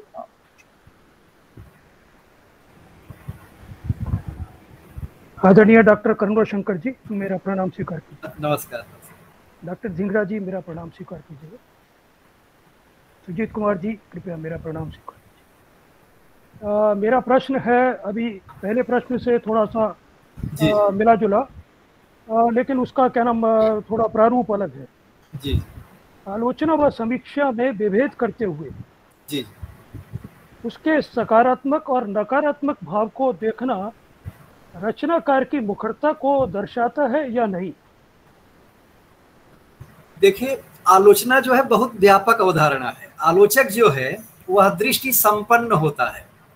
आलोचक जो है वह परंपरा की गतिशील तत्वों की पकड़ रखता है और वह इतिहास को आर पार देखने की क्षमता रखता है, उसके पास एक अंतर्दृष्टि और विश्व संदृष्टि होती है, उसके पास एक सैद्धांतिकी होती है। आलोचना वह है जो किसी सिद्धांत या किसी प्रतिमान के आधार पर की जाती है। समीक्षा के लिए प्रतिमान की जरूरत नहीं है, इसलिए अंग्रेजी में भी समीक्षा को रिव्यू कहा गया है और आलोचना को क्रिटिसिज्म कहा गया है। तो आलोचक और समीक्षक, आलोचना और समीक्षा दोनों अलग चीजें हैं। समीक्षा में भी सम्यक दृष्टि चाहिए, लेकिन आलोचक को एक दार्शनिक गरिमा मिली हुई है। आलोचक का एक अपना दार्शनिक अनुशासन होता है, उसकी अपनी एक सैद्धांतिकी होती है, उसका अपना एक मानक रूप होता है। समीक्षक कोई भी हो सकता है, जैसे फिल्म समीक्षा भी होती है, पुस्तक समीक्षा भी होती है। आजकल अखबारों में जो पुस्तक के फ्लैप का मैटर होता है वही पुस्तक समीक्षा के रूप में छप जाती है, वो भी समीक्षा है। लेकिन आलोचक से बहुत ज्यादा अपेक्षा की जाती है। आलोचक हर समीक्षक नहीं होता, लेकिन हर आलोचक समीक्षक भी होता है। आलोचक जैसे महाकवि कवि भी होता है, लेकिन हर कवि महाकवि नहीं होता। तो दोनों में कहीं न कहीं एक स्तर भेद है और उस स्तर भेद को जानना जरूरी है। और आलोचक के पास काव्य शास्त्र का ज्ञान अनिवार्य है, समीक्षक के लिए काव्य शास्त्र का ज्ञान जरूरी नहीं है। इसलिए जो आजकल विमर्श केंद्रित समीक्षाएं हो रही हैं वो आलोचना की कोट में नहीं आती, वो समीक्षा की कोट में तब तक हैं जब तक उनका अपना सौंदर्य शास्त्र, उनका अपना आलोचनात्मक प्रतिमान निर्मित और प्रतिष्ठित नहीं हो जाता है। धन्यवाद। और कुछ गजानन पांडे जी हैं क्या? उन्होंने सवाल एक लिखा हुआ, अगर है तो वो खुद पूछ ले, नहीं तो मैं पढ़ूं फिर। गजानन पांडे जी। गजानन पांडे जी। अच्छा, मैं पढ़ देता हूँ। हाँ। करुणाशंकर उपाध्याय जी ने आलोचना पक्ष पर सुंदर व्याख्यान किया, इसके लिए बधाई। अब उनका सवाल है, आलोचना में आलोचक की दृष्टि मुख्य होती है, परंतु आपने जैसा बताया है कि आज उस स्तर की आलोचना नहीं लिखी जा रही, इसके क्या कारण है? हाँ, इसका सबसे बड़ा कारण यही है, शॉर्टकट की प्रवृत्ति। हम लोग आलोचना और समीक्षा को बहुत हल्के में लेने लगे हैं और हम बहुत कम लिख करके ज्यादा कुछ प्राप्त करना चाहते हैं। हम सिद्धांत निरूपण में विश्वास नहीं कर रहे हैं। जब तक हम सिद्धांत को समझेंगे नहीं, नए सिद्धांत और नए प्रतिमान निर्मित नहीं करेंगे। ध्यान रखिए कि आचार्य शुक्ल कालजयी आलोचक क्यों हैं? क्योंकि वह जिस शब्द को लेते हैं पहले उसका स्वरूप विश्लेषण करते हैं। कविता क्या है, चाहे लोभ और प्रीति हो, देश प्रेम की उन्होंने जो प्रामाणिक व्याख्या की अद्भुत है, इसी प्रकार से चाहे रहस्यवाद हो, चाहे लोक धर्म हो, मतलब जिस शब्द को वह उठाते हैं उसे विश्लेषित और व्याख्यायित करते हैं। आज के आलोचक जिन शब्दों का प्रयोग करते हैं उन शब्दों की उनके पास समझ है, इस पर भी कई बार आप बहुत सारे लोगों के लेखन को देख करके संदेह कर सकते हैं। तो आलोचना चूंकि शॉर्टकट बन गई है, तो जब तक हम उससे बचेंगे नहीं, जब तक हम ये नहीं मानकर चलेंगे कि हमें संपूर्ण भारतीय परंपरा का ज्ञान होना चाहिए, संपूर्ण पाश्चात्य परंपरा, दार्शनिक और साहित्यिक चिंतन परंपरा का ज्ञान होना चाहिए, हमें ज्ञान विज्ञान के दूसरे अनुशासनों का ज्ञान होना चाहिए, विश्व स्तर पर किस प्रकार की आलोचनाएं चल रही हैं और किस प्रकार के आलोचनात्मक प्रतिमान निर्मित और प्रतिष्ठित हो रहे हैं, जब तक हम उनका ज्ञान नहीं रखेंगे तब तक हम उच्च कोटि की स्तरीय आलोचना कर ही नहीं सकते।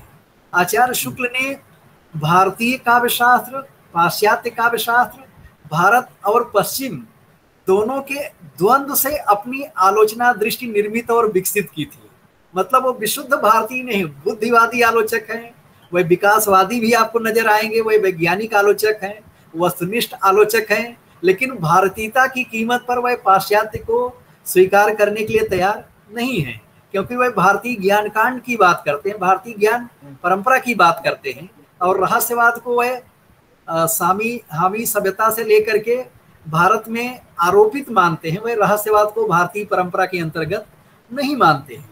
तो कहने का मतलब यह है कि जब तक हम उस ढंग की बौद्धिक तैयारी नहीं करेंगे तब तक उस स्तर की आलोचना भी नहीं लिख सकते हैं।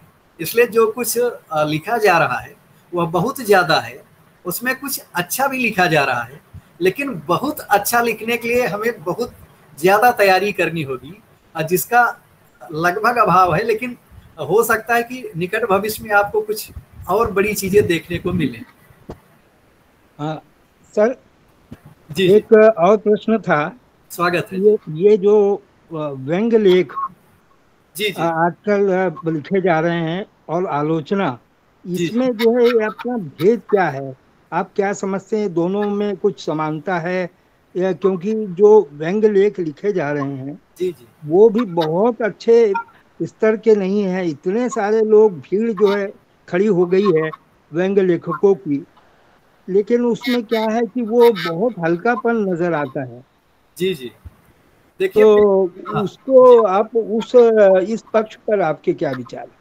देखिए, व्यंग्य लेखन और आलोचना दोनों एक दूसरे की विपरीत विधाएं हैं। अच्छा, आलोचना सिद्धांत की प्रतिष्ठा करती है, प्रतिमान की प्रतिष्ठा करती है। आलोचक का दायित्व तो साहित्य में व्यवस्था निर्मित करना है, अनुशासन निर्मित करना है। वहाँ एक आप कह सकते हैं कि मानक और एक मर्यादित वातावरण तैयार करना है, साहित्य को एक स्तर प्रदान करना है। इसीलिए कहा जाता है कि जो आलोचक होता है वह साहित्यिक अभिरुचि को ऊपर उठाने का कार्य करता है। व्यंग्य लेखन जो है वह व्यवस्था भंजक होता है, वह व्यवस्था को तोड़ने का कार्य करता है। वह साहित्यिक अभिरुचि को ऊपर उठाने के बजाय वह नीचे गिराता है। यानी जो कुछ आलोचक करता है उसके ठीक विपरीत कार्य जो है वो व्यंग्य लेखक करता है। आलोचक प्रतिष्ठाता होता है, ध्यान रखिए। वह एक प्रकार से विधायक होता है, वो निरूपक होता है। उसकी जो स्थिति है वह बहुत सकारात्मक होती है। लेकिन व्यंग्य लेखक अगर सकारात्मक हो गया तो व्यंग्य लिख ही नहीं सकता, उसको नकारात्मक ही रहना है। हर अच्छी चीज में बुराई ढूंढना व्यंग्य लेखक का कार्य है, लेकिन हर बुरी चीज में भी अच्छाई ढूंढ लेना ये आलोचक का कार्य है। इसलिए दोनों एक दूसरे के विपरीत है। बहुत सुंदर सर, बहुत सुंदर व्याख्या दी थी आपने। धन्यवाद। ये हमारे लिए प्रसन्नता की बात है कि IQAC के संयोजक श्रीकांत पांडे जी हमारे बीच उपस्थित हो गए हैं। प्राचार्य प्रोफेसर राजीव चोपड़ा से भी मेरी बात हुई थी, वो आ सकते हैं अगर आएंगे तो। अभी वो एक विशेष बैठक में है, वो भी अगर आएंगे अभी संभव है। और क्योंकि वो IQAC के अध्यक्ष हैं इसलिए इन दोनों का स्वागत है। और आज का समापन हमारा ये सत्र है, इसलिए इन दोनों की उपस्थिति हमारे लिए बहुत गौरवमयी है। एक सवाल आदर्श आपको सवाल पूछना है कोई? आदर्श सवाल। जी जी तो मेरा प्रश्न ये है कि क्या स्त्री, दलित, आदिवासी सभी समूह के लोग क्या उन्हीं प्रतिमानों को माने जो अभी तक के आलोचक लिखकर चले गए हैं? नहीं, हमने हमने नहीं कहा कि हमें परंपरागत आलोचनात्मक प्रतिमानों का पृष्ठपेषण करने की जरूरत है। हमने कहा कि जो कुछ भी चल रहा है लेखन में, जैसे भोजन है, आप कुछ भी खाएंगे तो एक दिन आपके भीतर का कोई अंग खराब हो जाएगा। जो कुछ मिलेगा, आप कुछ भी खाएंगे तो आपकी किडनी खराब हो जाएगी, आपका लीवर खराब हो जाएगा। उसी प्रकार से जो कुछ भी आएगा बाहर से, अगर हम उसको यथावत अपनी यहाँ स्वीकार करते जाएंगे, अपने साहित्य में और परंपरा में शामिल करते जाएंगे, तो उससे परंपरा के किसी अनमोल रत्न को, अनमोल पक्ष को खो देने का खतरा रहेगा। तो मेरा ये कहना है कि हम केवल भारतीय परंपरा की बात नहीं कर रहे हैं। भारतीय परंपरा, पाश्चात्य परंपरा, समकालीन साहित्य, केवल हिंदी साहित्य की बात मैं नहीं कर रहा हूँ, संपूर्ण विश्व के साहित्य में जो कुछ भी हो रहा है उसको आप पढ़ें। उसके बाद अंतर्दृष्टि और विश्व संदृष्टि के साथ नए प्रतिमानों को निर्मित करें जो परंपरागत साहित्य के साथ भी न्याय करे, समकालीन विमर्शों और उससे संबंधित साहित्य के साथ भी न्याय करे, जो आने वाली चुनौतियों के अनुरूप भी अपने को समायोजित और तैयार कर सके, और जो नई सदी के तीव्र बदलावों के साथ कदम ताल कर सके। तो मेरा यह कहना है कि हर रचना नए प्रतिमान की अपेक्षा लेकर आती है, हर विमर्श, हर विचारधारा भी उसकी अपेक्षा लेकर के आता है। तो आज के आलोचक को नए संदर्भों के अनुरूप अपने आप को एडजस्ट करना है, समायोजित करना है और उसके अनुरूप अपने को तैयार करना है। लेकिन यह सब हवा में नहीं हो सकता जब तक आप परंपरा का ज्ञान नहीं रखेंगे, भारतीय और पाश्चात्य दोनों परंपरा का, तब तक आप नए सिद्धांत निर्मित ही नहीं कर सकते। इसलिए आप देखेंगे कि हम भले दलित साहित्य के सौंदर्य शास्त्र की बात कर लिए, लेकिन कोई अलग सौंदर्य शास्त्र निर्मित नहीं कर पाए। जो काव्य शास्त्र में परंपरागत चीजें हैं वही चीजें नए कुछ बदले हुए रूप में हैं। तो पूरी तरह से संपूर्ण साहित्यिक परंपरा को बदल देना, एकदम नया कर देना, यह संभव नहीं है। मतलब सृष्टि का जो विकास है वह अतीत से वर्तमान और वर्तमान से भविष्य की ओर चलता है। काल की जो गति है, तो काल की इस गति के साथ ही हमें चलना है। लेकिन काल जितना न्यायी है, जितना क्रूर है, उतना ही न्यायी भी है। काल अपने साथ हर रचना को लेकर नहीं चलता। जिस रचना में काल के कंधे पर सवार होने की ताकत होती है वही रचना काल के साथ चलती है। बाकी सारी रचनाएं काल के गाल में समा जाती हैं, काल कवलित हो जाती हैं। महाकवि कालिदास के समय 12,000 कवि इस देश में थे, हम एक का भी नाम नहीं जानते हैं। आज जो 12,80,000 कवि हैं, अगर उनमें से किसी भी बड़े आलोचक से भी पूछ लिया जाए कि वह 1200 रचनाकारों का, आज के रचनाकारों का नाम बता दे, तो उसके लिए बहुत मुश्किल होगा। 12,80,000 तो छोड़िए, 12,000 पहुंचना तो छोड़िए, 1200 का नाम बता पाना भी मुश्किल है। मेरे कहने मतलब यह है कि अगर हम इतना कम पढ़ेंगे, अपने को कुएं का मेढक बनाकर रखेंगे, तो हम ना तो विश्व को समझ पाएंगे, ना विश्व के साहित्य को समझ पाएंगे, न ही अपने साहित्य के साथ न्याय कर पाएंगे, न तो ही उसकी गरिमा में कोई पुरस्करण कर पाएंगे उसे और उसका उन्नयन कर पाएंगे। जी अगला प्रश्न पूछिए सर। मेरा एक प्रश्न है। स्वागत है जी सर।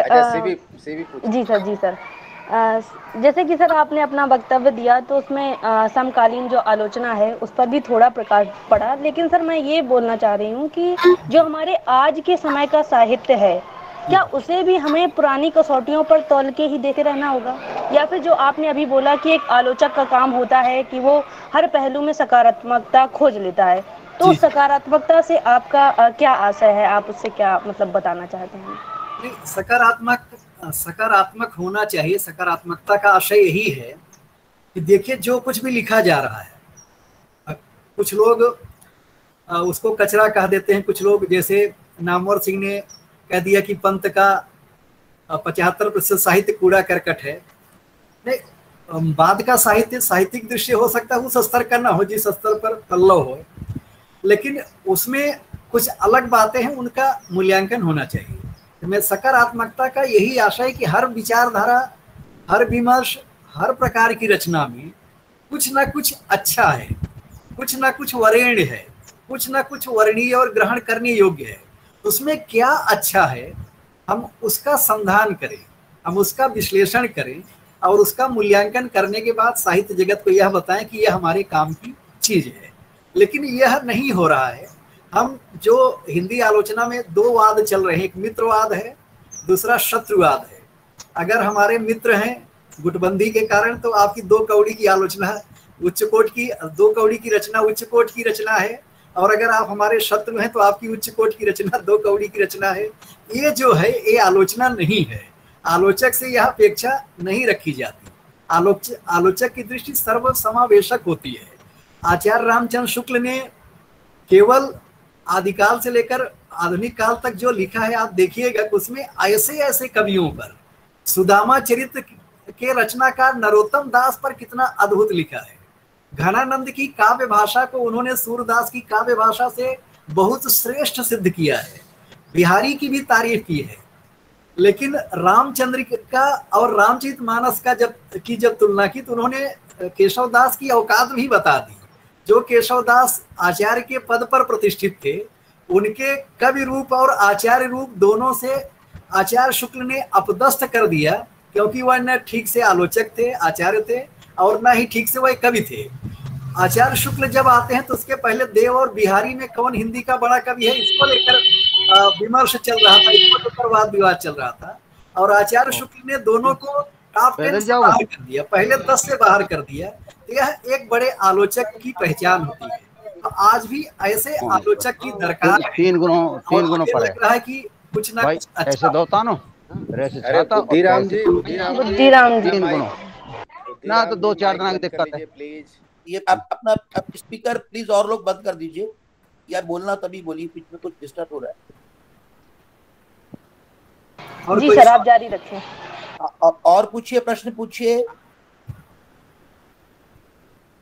और समय कोई का भी साथी ध्यान रखना विद्यार्थी? डॉक्टर साहब, नहीं, समय का आप भी ध्यान संतुष्ट हैं कि नहीं? मतलब आप संतुष्ट ना हो तो और बताएं। ठीक है, मेरे ख्याल ये अगर नहीं है तो एक प्रश्नोत्तरी को, प्रश्नोत्तर सत्र को यहीं विराम देते हैं। तो एक बस चैट बॉक्स में एक दिख रहा था, एक और पूछ लेते हैं। पूछ।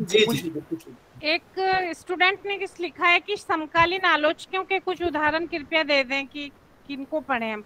मतलब समकालीन साहित्य पे तो पुराने आलोचकों ने कुछ लिखा नहीं होगा, तो अगर समकालीन साहित्य को हम समझें तो किन आलोचकों के जरिए समझें, ऐसे पूछ रहे हैं बच्चे लोग। हम देखें, लिखने वाले बहुत हैं, अब उसमें सबकी अपनी पसंद और नापसंद हो सकती है। सबसे पहले तो मैं यही कहूंगा कि हमको ही पढ़ें क्योंकि हम तो आलोचक हैं। लेकिन मैं ये नहीं कहूंगा, मैं ये कहूंगा कि हमारे साथ इस दौर के जो भी महत्वपूर्ण आलोचक है सबको पढ़ें और पढ़ करके निर्णय करें। क्योंकि अगर मैं कह दूंगा कि यह महत्वपूर्ण है और वह महत्वपूर्ण नहीं है तो वह एक विवाद का कारण बन जाएगा। तो आप स्वयं पढ़ करके देखें कि कौन महत्वपूर्ण है, किसकी आलोचना आपके काम की है, उपयोगी है, और कौन सही दिशा में जा रहा है। इसलिए इस पर मैं सुझाव नहीं दे सकता कि आप इनको पढ़िए और बाकी को छोड़ दीजिए, क्योंकि वो जोखिम भरा है। उसी से अपने को बचने की जरूरत है।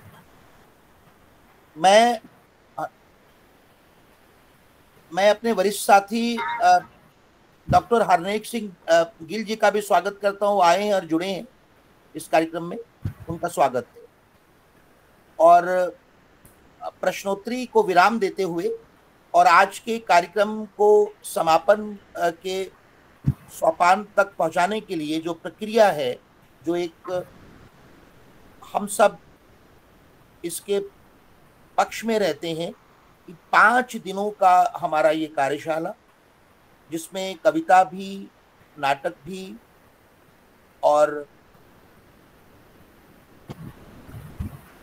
सर मैं अब निकल सकता हूँ। मैं अब चाहूंगा कि हमारे विभागीय साथी डॉक्टर पूरन आए। डॉक्टर साहब जी सर अगर आपका आदेश हो तो मैं निकल जाऊं। करुणा शंकर जी कुछ कह रहे हैं, वो सुन लीजिए।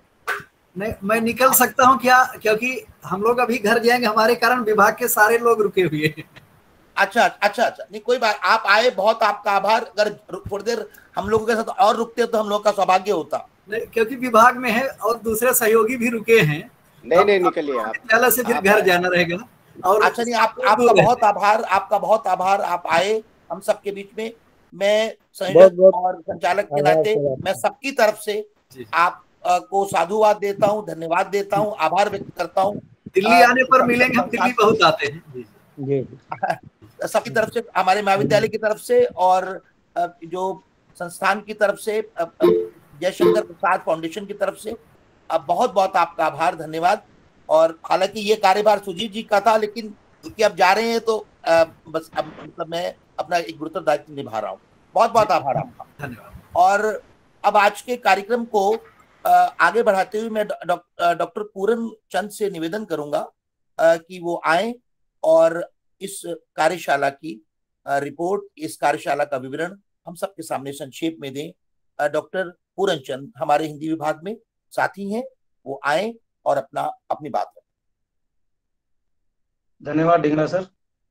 आवाज आ रही है मेरी? जी आ रही है पूरन जी, आ रही है सर। आज की इस 5 दिवसीय कार्यशाला के अंतिम दिवस के मौके पर इस कार्यक्रम में उपस्थित सभी विद्वज्जनों को, मेरे विभाग के सभी वरिष्ठ साथी, अन्य महत्वपूर्ण व्यक्ति इस कार्यक्रम में शामिल हैं, मैं नाम तो नहीं देख पा रहा हूँ। काफी शोधार्थी और बड़ी संख्या में छात्र जो उपस्थित हैं इस कार्यक्रम में, उन सभी को मैं नमस्कार करना चाहता हूँ सर्वप्रथम।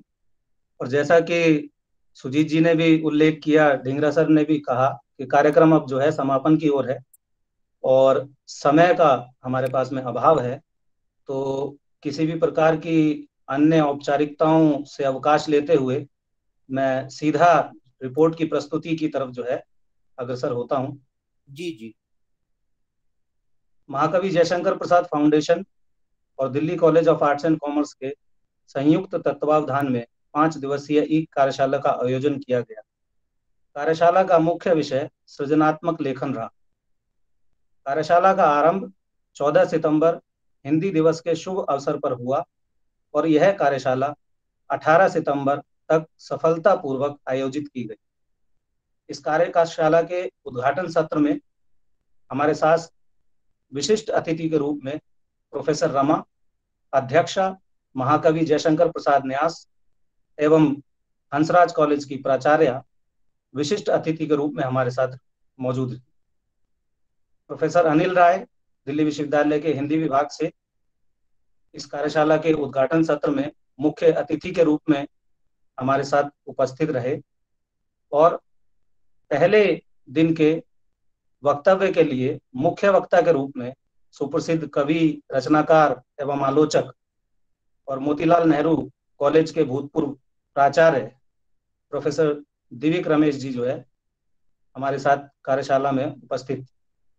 कार्यशाला का आरंभ करते हुए हमारे कॉलेज के प्राचार्य प्रोफेसर राजीव चोपड़ा ने उद्घाटन सत्र में मौजूद प्रमुख वक्ताओं और सभी प्रतिभागियों का स्वागत करते हुए Delhi college of arts and commerce के प्राचार्य ने समकालीन दौर में हिंदी भाषा के वैश्विक विस्तार तथा सूचना प्रौद्योगिकी एवं विभिन्न क्षेत्रों में हिंदी के विद्यार्थियों के लिए जो उपलब्ध हुए अवसर और संभावनाओं का उल्लेख किया और विद्यार्थियों को इनसे लाभान्वित होने के लिए प्रोत्साहित किया। कार्यशाला का जो प्रारूप है और सत्रों को जितनी समयावधि में हमने जो है विभाजित किया था, उसके अनुरूप उद्घाटन सत्र में सभी वक्ताओं ने अपने वक्तव्य काफी संक्षिप्त रूप में रखे। विशिष्ट अतिथि के रूप में अपनी बात रखते हुए प्रोफेसर रमा जी ने संबोधन में कहा कि हमें नई तकनीकों के अनुरूप हिंदी भाषा का नवीनीकरण और चौमुखी विकास करना होगा।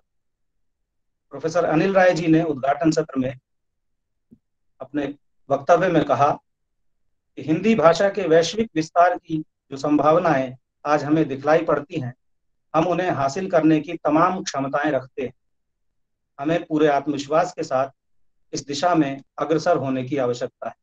ये मुख्य बिंदु जो उद्घाटन सत्र में विभिन्न विशिष्ट अतिथि जो हमारे साथ में रहे, उन्होंने अपनी बात रखते समय जो मुख्य बात कही, मुख्य बिंदु जो कहे, उनके संक्षेप में जो है मैंने इस रिपोर्ट में जो है शामिल करने का प्रयास किया है। जहां तक पहले सत्र की शुरुआत की बात है, पहले सत्र के विवरण की बात है, पहले सत्र का विषय था कविता लेखन के बिंदु और जैसा मैंने पहले उल्लेख किया, मुख्य वक्ता के रूप में दिविक रमेश जी हमारे साथ मुख्य वक्ता के रूप में उपस्थित थे। उन्होंने अपनी बात की शुरुआत अपनी ही लिखी 3 लाजवाब कविताओं, खूबसूरत कविता, शमशेर की कविता और बाल कविता तुम भी देखो हम भी देखें पढ़ते हुए विषय प्रवेश किया। उन्होंने साहित्य सृजन के शास्त्रीय सिद्धांतों, काव्य हेतु, काव्य प्रयोजनों का उल्लेख किया और उनमें आधुनिक संदर्भों का समावेश करते हुए रचनाकार के जीवन से जुड़े हुए अनुभवों का रचना पर पड़ने वाले विभिन्न प्रभावों को भी रेखांकित किया। अपने जीवन के अनुभवों को साझा करते हुए उन्होंने कहा कि रचना आरोपित नहीं होनी चाहिए, वह अपने अनुभवों से स्वतः उत्पन्न हो तो वह संप्रेषित भी होती है और रसानुभूति तक भी पहुंचती है। उन्होंने आगे कहा, अंतः प्रेरणा और अनुभूति में कल्पना का समावेश करके ही हम अपनी पहचान बना सकते हैं, अपनी स्वतंत्र, दूसरे रचनाकारों से स्वतंत्र पहचान बना सकते हैं। हमें नकलची नहीं बनना चाहिए, ये उनके ही शब्द हैं। त्रिविक्रम रमेश जी ने आगे कहा, हमारे अनुभवों की सापेक्षता हमारी पक्षधरता तय करते हैं और कविता निरपेक्ष नहीं होती, लेकिन मनुष्यता की भावना उसकी कसौटी है।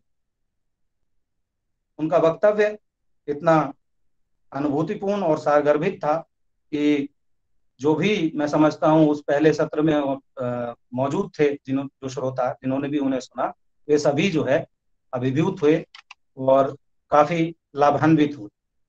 इस पहले सत्र के अंत में हमारे DCSE के IQAC सेल के संयोजक श्रीकांत पांडे जी ने, उनके संदर्भ में पहले भी विभिन्न सत्रों में उल्लेख हुआ है कि इस कार्यशाला को सफल बनाने में कितना योगदान जो है श्रीकांत पांडे जी का रहा है। उन्होंने जो है इस पूरे सत्र में तमाम अतिथियों और प्रतिभागियों का धन्यवाद प्रस्तुत किया। हमारे DCSE के हिंदी विभाग के प्रभारी और इस कार्यशाला के संयोजक डॉक्टर KL ढींगरा जी पहले सत्र से लेकर और आज अभी अंतिम सत्र तक जो है बेहतरीन संचालन जो कर रहे हैं, वो उन्होंने जो है इस सत्र में से ही शुरू। तालियां तो बनती है डॉक्टर साहब के लिए। दूसरा दिन, कार्यशाला के दूसरे दिन का विषय रहा कहानी की रचना प्रक्रिया। इस विषय पर जाने माने कथाकार और दलित चिंतक जामिया मिलिया इस्लामिया के हिंदी विभाग में एसोसिएट प्रोफेसर डॉक्टर अजय नावरिया जी हमारे मुख्य वक्ता थे। अपने विषय पर बात रखते हुए डॉक्टर अजय नावरिया जी ने लेखन कौशल की प्रदत्त और अर्जित पृष्ठभूमियों के माध्यम से अपने विषय पर प्रकाश डाला। इसे व्याख्यायित करते हुए उन्होंने स्थापित किया कि हर रचनाकार अपने प्रदत्त एवं अर्जित अनुभवों को ही अपनी रचनाओं में अभिव्यक्त करता है। हिंदी की पहली कहानी के विवाद से बात शुरू करते हुए अभी 2021 की बिल्कुल समकालीन कहानियों तक के उदाहरण देते हुए डॉक्टर अजय नावरिया जी ने परिवेश देशकाल के महत्व को जो है और रचनाकार के विषय वस्तु पर उसको पढ़ने वाले प्रभाव को, ग्रामीण, कस्बाई, क्षेत्रीय और शहरी जो संवेदनाएं हैं उनके उभरने में और रचनाकार की रचनाओं में उसको किस प्रकार से जो है प्रतिफलन होता है, उस पर अपनी बात जो है ये इसके माध्यम से रखी। शहरी एवं ग्रामीण परिवेश से उत्पन्न संवेदनाएं और उनके प्रति रचनाकार की प्रतिक्रिया के मूल कारणों पर उन्होंने अपनी बात रखी। अंत में अपने वक्तव्य में कहानी लेखन की शुरुआत और अंत के संदर्भ में उन्होंने ऑब्जर्वेशन और कल्पना के महत्व को रेखांकित किया। जो भी रचनाकार अपनी रचना के माध्यम से कहानी की या जो भी लेखन है कथालित साहित्य मुख्य रूप से उस पर जो अपनी बात रख रहे थे, तो लेखक के ऑब्जर्वेशन, उसकी कल्पना जिससे वो रचना के अंत की ओर अग्रसर होता है, उसमें क्या महत्व रखते हैं, इस पर जो है अपनी बात रखी। इस सत्र में मुख्य वक्ता का जो परिचय है वो हमारे छात्र आदर्श सिंह ने दिया और हिंदी विभाग DCSE के हमारे साथी डॉक्टर प्रत्यय अमृत ने धन्यवाद व्यक्त किया। तीसरा दिन, कार्यशाला के तीसरे सत्र का विषय रहा नाटक और रंगमंच कला। इस विषय पर मुख्य वक्ता के रूप में हमारे साथ प्रसिद्ध रंगकर्मी और रचनाकार सुश्री विभा रानी जी उपस्थित थी। विषय पर बात रखते हुए उन्होंने नाटक कला के लेखन और मंचन दोनों ही पक्षों का उल्लेख किया और मंचन पक्ष पर अपनी बात केंद्रित रखी। उन्होंने बताया कि किस प्रकार अपने स्वयं के अनुभवों से उन्हें नाटक और रंगमंच से जुड़ने की प्रेरणा मिली। उन्होंने नाटक मंचन के क्षेत्र में संसाधनों के अभाव से जुड़ी व्यवहारिक समस्याओं और आर्थिक परेशानियों का जिक्र करते हुए वैकल्पिक रंगमंच जैसे रूम थिएटर और सोलो थिएटर को समय की मांग स्थापित किया और आग्रह किया कि नाटक और रंगमंच के क्षेत्र में आगे आने वाले क्षेत्र में जो समय में जो लोग काम करना चाहते हैं वो इन नए और वैकल्पिक मंचों का जो है उसको और ज्यादा जो है उनको विस्तार। उन्होंने कहा कि हमें नए दौर के अनुरूप रंगमंच के दर्शकों को जागरूक करना होगा और अभिनय कौशल का भी लगातार अभ्यास द्वारा विकास करना।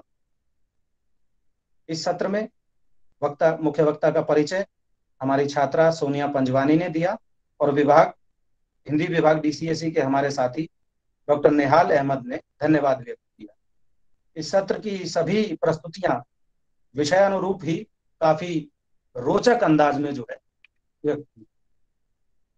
चौथा दिन कार्यशाला के चौथे सत्र का विषय रहा डिजिटल माध्यम और साहित्य।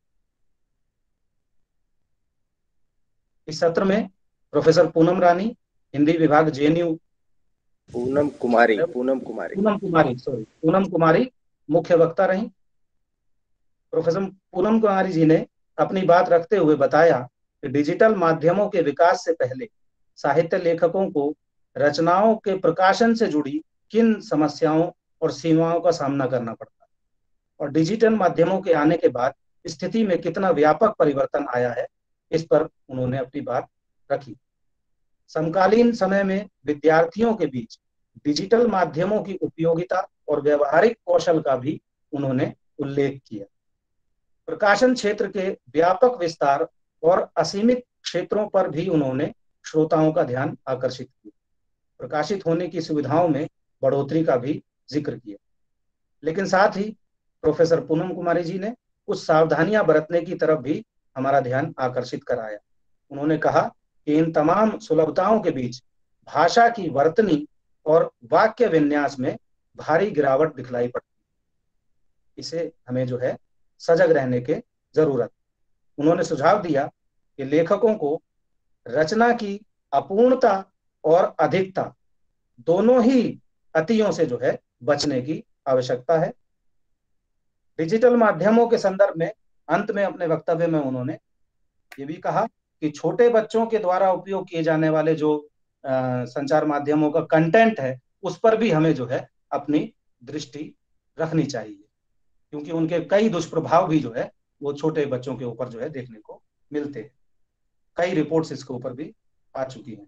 इस सत्र में मुख्य वक्ता का परिचय हमारी छात्रा तनुश्री सिंह ने दिया और हिंदी विभाग DCSE के साथी डॉक्टर रश्मि रावत ने धन्यवाद व्यक्त किया। पांचवा दिन आज का ही दिन आप सभी जुड़े हुए हैं कार्यक्रम में। जो जल्दबाजी में थोड़े मैं नोट्स ले पाया हूं वो मैं आपसे शेयर कर रहा हूं।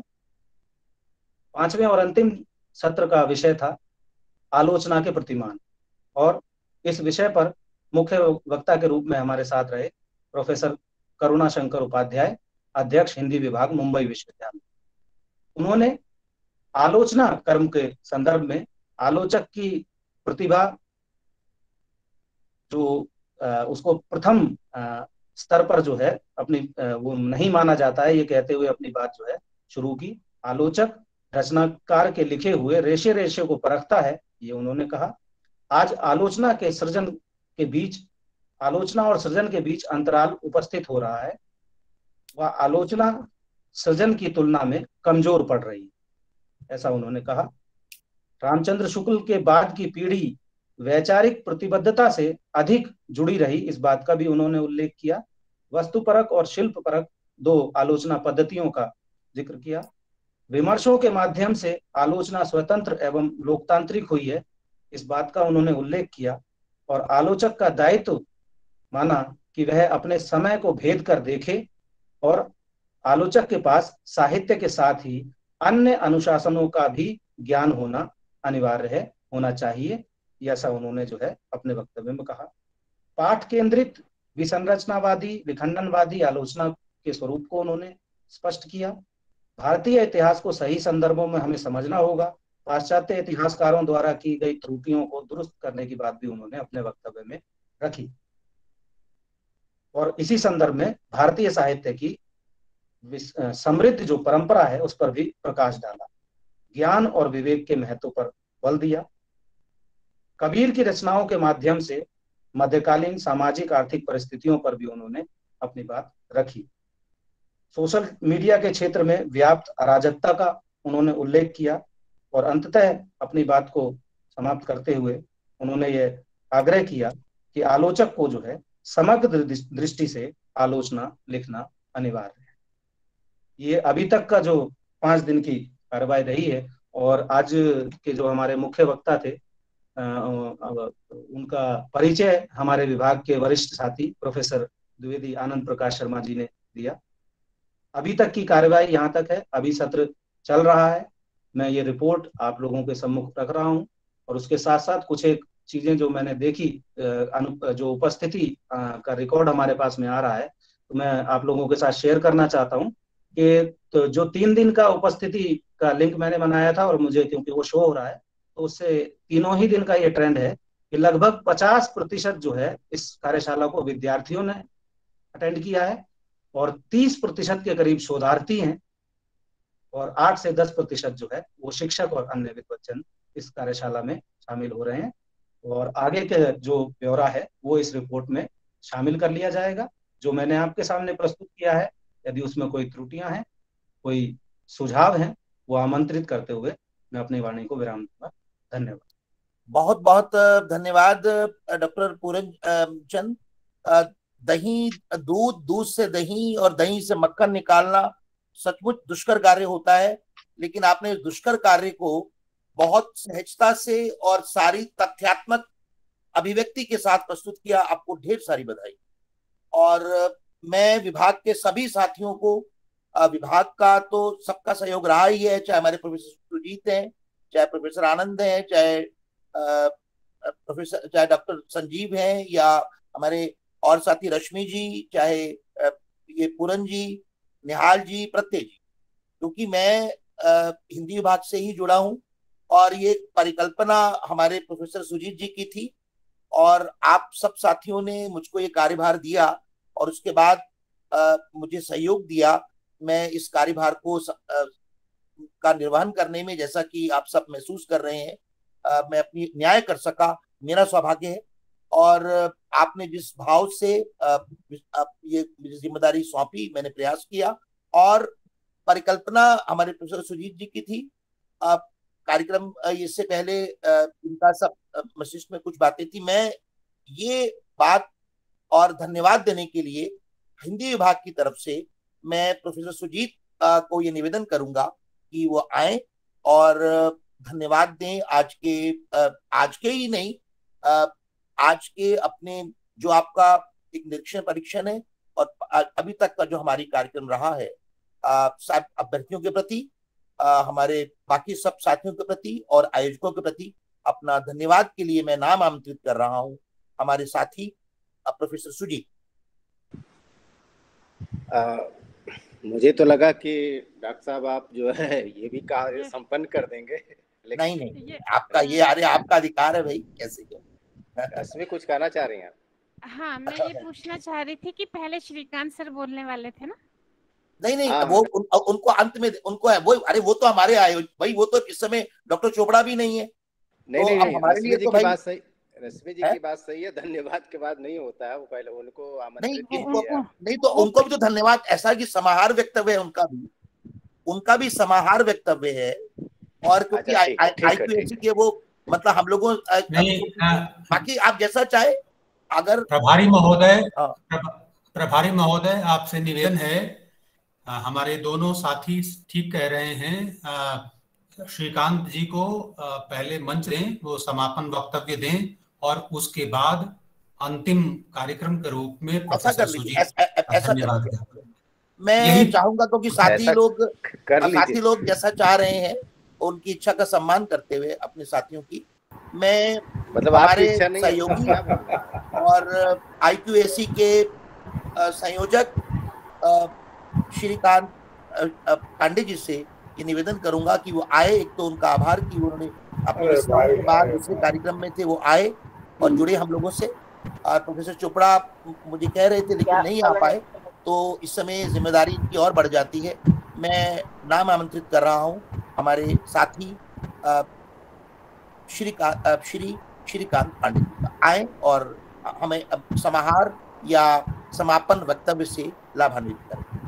हाँ, किसी का माइक ऑन है जिसकी वजह से काफी शोर आ रहा है, कृपया आप माइक ऑफ कर लीजिएगा अपने, प्लीज। श्रीकांत सर के यहीं से आ रहे हैं। अब माइक तो खोलना ही है रश्मि, बिना माइक खोले तो बात होगी नहीं, इसलिए मैंने माइक ऑन कर लिया था।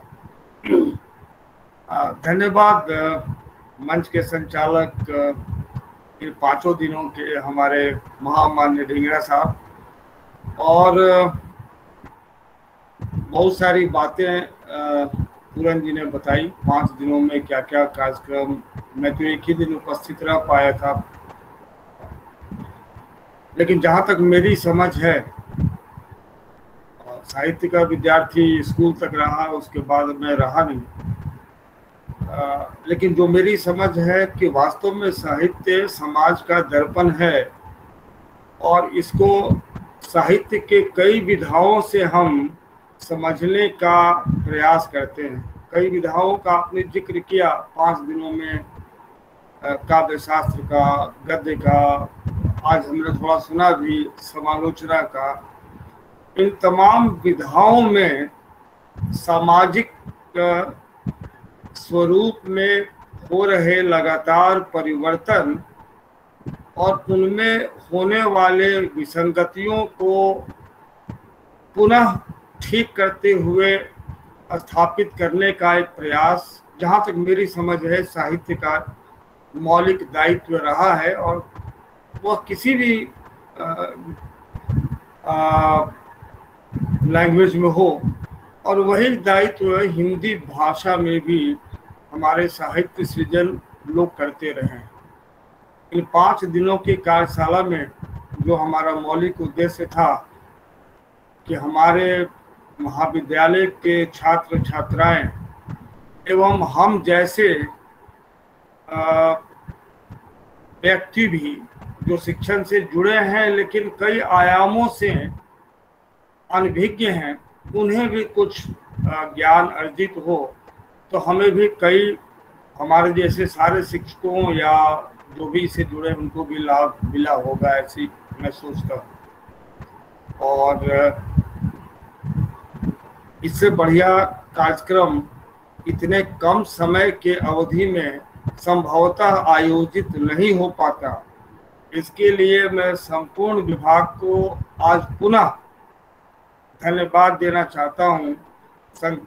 किसी की भी संकल्पना रही हो, यह पूरा जो संचालन हुआ है, चाहे वो मंच पर हमारे विभागाध्यक्ष ढींगरा जी का हो, या तकनीकी दृष्टिकोण से जो रश्मि ने काम किया है, या बाकी जो संचालन इन लोगों ने 1 दिनों में कर दिखाया, मुझे नहीं लगता कि यह काम इतना आसान था। तो अंत में मैं आप सबको अपनी तरफ से व्यक्तिगत आभार देता हूं कि हमारे इस प्रयास को आप लोगों ने सफल बनाया और महाविद्यालय को आप एक नए मुकाम तक ले जाने में सफल हो गए। आप सबका आभार। बहुत बहुत धन्यवाद हमारे साथी श्रीकांत पांडे जी। आज की आलोचना का सत्र भी उन्होंने कहा, प्रोफेसर साहब ने, कि इम्तिहानों वाली बात उन्होंने रखी कि अब आलोचना में भी अभी हमारे इम्तिहान है इसके स्थापित करने में, इसको समझने में। और इन्होंने हमारे श्रीकांत जी ने भी इसी तरह की एक बात रखी कि ये कर दिखाया। तो 4 पंक्तियां मैं आपके सामने रखता हुआ फिर प्रोफेसर सुजीत को मैं आमंत्रित करूंगा। अब क्योंकि समाहार वही करेंगे, अब सबकी राय भी वही थी, तो अब इसके बाद मैं मंच उन्हीं को दूंगा। इम्तिहानों से ना हरगिज मुंह चुराना चाहिए, इम्तिहानों से ना हरगिज मुंह चुराना चाहिए, बल्कि ऐसे में खुद को आजमाना चाहिए। इम्तिहानों से ना हरगिज मुंह चुराना चाहिए, बल्कि ऐसे में खुद को आजमाना चाहिए। बांसुरी की जिंदगी से सीख ले ए बंदे, बांसुरी की जिंदगी से सीख ले ए बंदे। जख्म भले सीने में हो, जख्म भले सीने में हो, लेकिन फिर भी गुनगुनाना चाहिए, लेकिन फिर भी गुनगुनाना चाहिए। और श्रीकांत जी, हिंदी विभाग ने इस कार्यक्रम को गुनगुना दिया।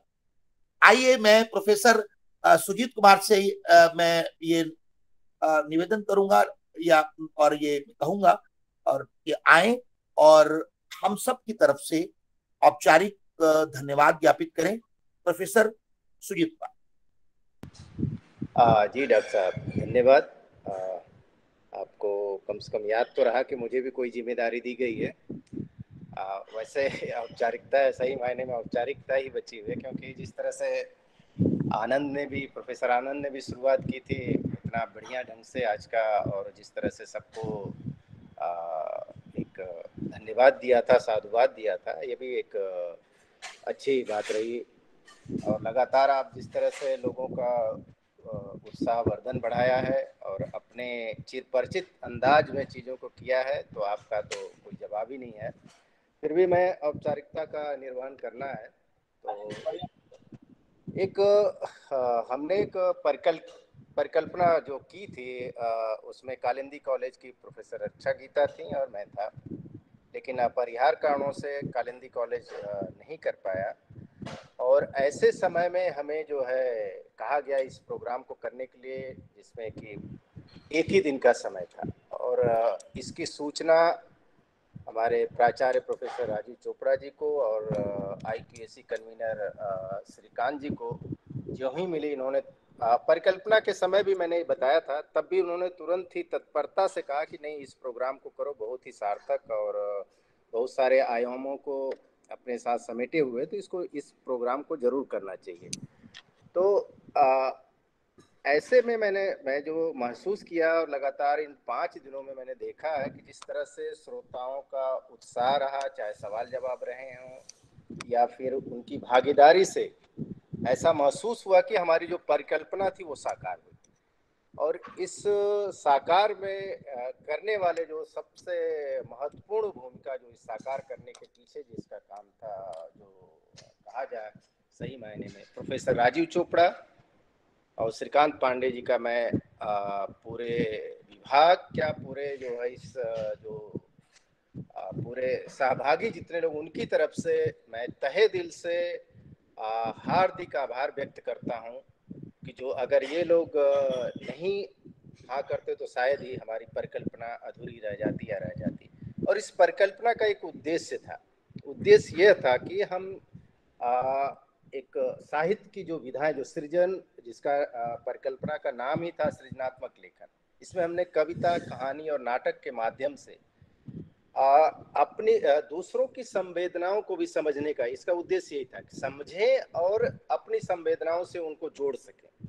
तो मुझे लगता है कि जिस तरह से भागीदार और जिस तरह से हमारे वक्ताओं ने विषय को सामने हमारे रखा है, उदाहरणों के माध्यम से, उसके व्यापक परिप्रेक्ष्य में, उससे लगा कि ये बहुत ही सार्थक हमारी जो परिकल्पना रही, जो 5 दिवसीय कार्यशाला थी, ये बहुत ही सार्थक रही विद्यार्थियों के लिहाज से, और जैसे सवाल पूछे गए शोधार्थियों के लिहाज से, और जो हमारे सहकर्मी या प्रोफेसर लोग जुड़े हुए थे उनके हिसाब से। तो इसके लिए मैं अब जो बधाई के पात्र हैं उसमें है महाकवि जयशंकर प्रसाद फाउंडेशन और Delhi college of arts and commerce, जो मंच दिया है इस परिकल्पना को साकार करने के लिए। इन दोनों संस्थाओं को मैं विशेष आभार व्यक्त करना चाहता हूं, धन्यवाद देना चाहता हूं। और बाकी जैसा कि पूरन ने सारी रिपोर्ट में या आनंद जी ने जो है शुरुआत में जो जिन जैसे पहले दिन जो हमारी कार्यशाला शुरू हुई, उसमें जिस तरह से शुरुआत ही इतना अच्छा, आगाज और अंदाज दोनों ही अच्छा रहा, जिसमें विशिष्ट अतिथि जो है प्रोफेसर रमा, जो महाकवि जयशंकर प्रसाद न्यास की अध्यक्षा भी हैं, और कार्यशाला के आरंभ के मुख्य अतिथि प्रोफेसर अनिल राय, और उस दिन के मुख्य वक्ता प्रोफेसर डॉक्टर दिविक रमेश जी, जिन्होंने कविता पर अपने इतना बहुमूल्य और इस तरह से बताया कि उसकी रचना प्रक्रिया क्या होती है। तो ये उस दिन के सभी गणमान्य गरिमामयी जिनकी भी उपस्थिति रही पहले दिन, उन लोगों को भी मैं अपने हृदय से आभार व्यक्त करता हूं। इस दौरान लगातार चीजें जो है सवालों जवाबों से जिस तरह से हम लोग रूबरू हुए, उन सभी श्रोताओं को जिन्होंने सुना इस वक्तव्य को, जबकि हमने देखा कि हमेशा हमारी 100+ में रही है, तो ये मेरे लिए बड़ी ही उत्साहवर्धक ऐसे समय में, क्योंकि ये समय जो हमने समय रखा था, ये बहुत ही ऐसा समय कि जिस समय कोई चाय पीता, कोई सब्जी लेने जाता है, मतलब तरह तरह के काम होते हैं, ऐसे कोई वॉक करता है, तो ऐसे में इतनी उपस्थिति हमारे लिए सही में हमेशा उत्साहवर्धक रही है। उन सभी लोगों को मैं हृदय से धन्यवाद प्रस्तुत करता हूं, ज्ञापित करता हूं। इस कार्यशाला में विशेष एक तकनीकी रूप से जो हिंदी की होते हुए भी रश्मि ने जिस तरह से काम किया है, उसको अगर ना मैं जिक्र करूं तो ये मेरे लिए जो है बहुत ही, तो मैं पूरी संस्था कॉलेज की तरफ से, महाकवि जयशंकर प्रसाद फाउंडेशन की तरफ से और अपने पूरे विभाग की तरफ से अपने ही सहयोगी मैं रश्मि रावत जी का विशेष आभार व्यक्त करता हूं कि वो चंद समय में उसको उस दिन लगातार पहले दिन ही इस तकनीकी को YouTube के माध्यम से सीखा। इसके लिए मैं विशेष आभारी हूं। और ये लगातार 5 दिन जो है इस कार्यशाला से लगातार जुड़ी रही हैं और हम लोगों को ग्रुप पे तरह तरह के चीज़ों को कि कैसे करना है, क्या करना है, मतलब उत्साहित करते रहे पूरे विभाग को। इसलिए विभाग की तरफ से, संस्था की तरफ से मैं रश्मि रावत का विशेष आभार व्यक्त करता हूँ। और अंत में इससे जुड़े हुए जो हमारे प्रोफेसर शालिनी का भी मैं विशेष आभार व्यक्त करता हूँ कि उन्होंने एक चैनल किसी तरह से हमें उपलब्ध कराया जिसमें 150 कम से कम लोग जुड़ सकते हैं उस समय। तो इसके लिए मैं विशेष रूप से शालिनी का भी आभारी हूँ जो इन्होंने इस प्रोग्राम को, इस ई कार्यशाला को सफल बनाने के लिए हमें प्रस्तुत किया। और इसको 5 दिन के लिए जो लिंक दिया वो बहुत ही सक्सेस रहा, किसी भी तरह का व्यवधान नहीं रहा इस तरह से। तो जो है प्रोफेसर शालिनी का भी मैं हार्दिक धन्यवाद देता हूँ। और सारी परिकल्पना संभव नहीं होती, इसके लिए मैं विशेष रूप से फिर से पुनः मैं कहूँगा कि प्रोफेसर राजीव चोपड़ा, पूरा विभाग उनका हार्दिक आभार व्यक्त करता है। मैं भी स्वयं व्यक्त करता हूं कि अगर वो शायद हाँ नहीं भरते तो मुझे नहीं लगता कि इस परिकल्पना। और अंत में अगर मैं डॉक्टर ढींगरा जी को अगर छोड़ दूंगा तो वैसे वो शादी में फूफा जी जैसे नाराज हुआ थे तो वैसे हो जाएंगे। तो मैं ये नहीं चाहता हूं कि ये फूफा बने।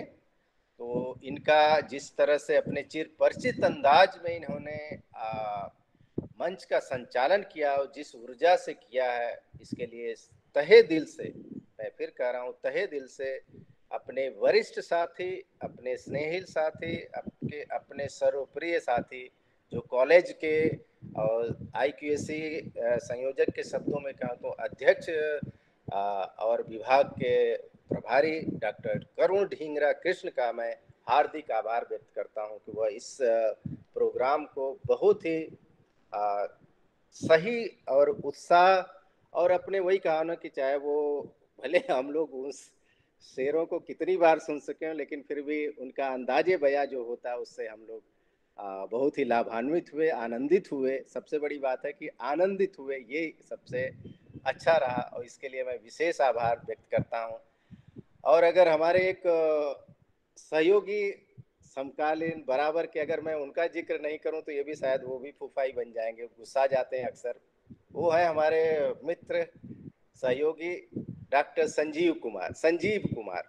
वो अपने चिर परिचित शैली में 1-2 बार दिख जाते हैं तो पूरा जो है मंच ही सुशोभित हो जाता है। उनका हैट स्टाइल, उनका सब कुछ जो है ये बड़ा ही, तो इसके लिए भी मैं संजीव जी का आभार व्यक्त करता हूँ। और मैं पुनः अपने ही विभाग के अपने ही साथियों का, पूरन है, अमृत है, निहाल है, रश्मि है, प्रोफेसर आनंद है, प्रोफेसर ढींगरा है, मैं सबको एक बार फिर बधाई देता हूं।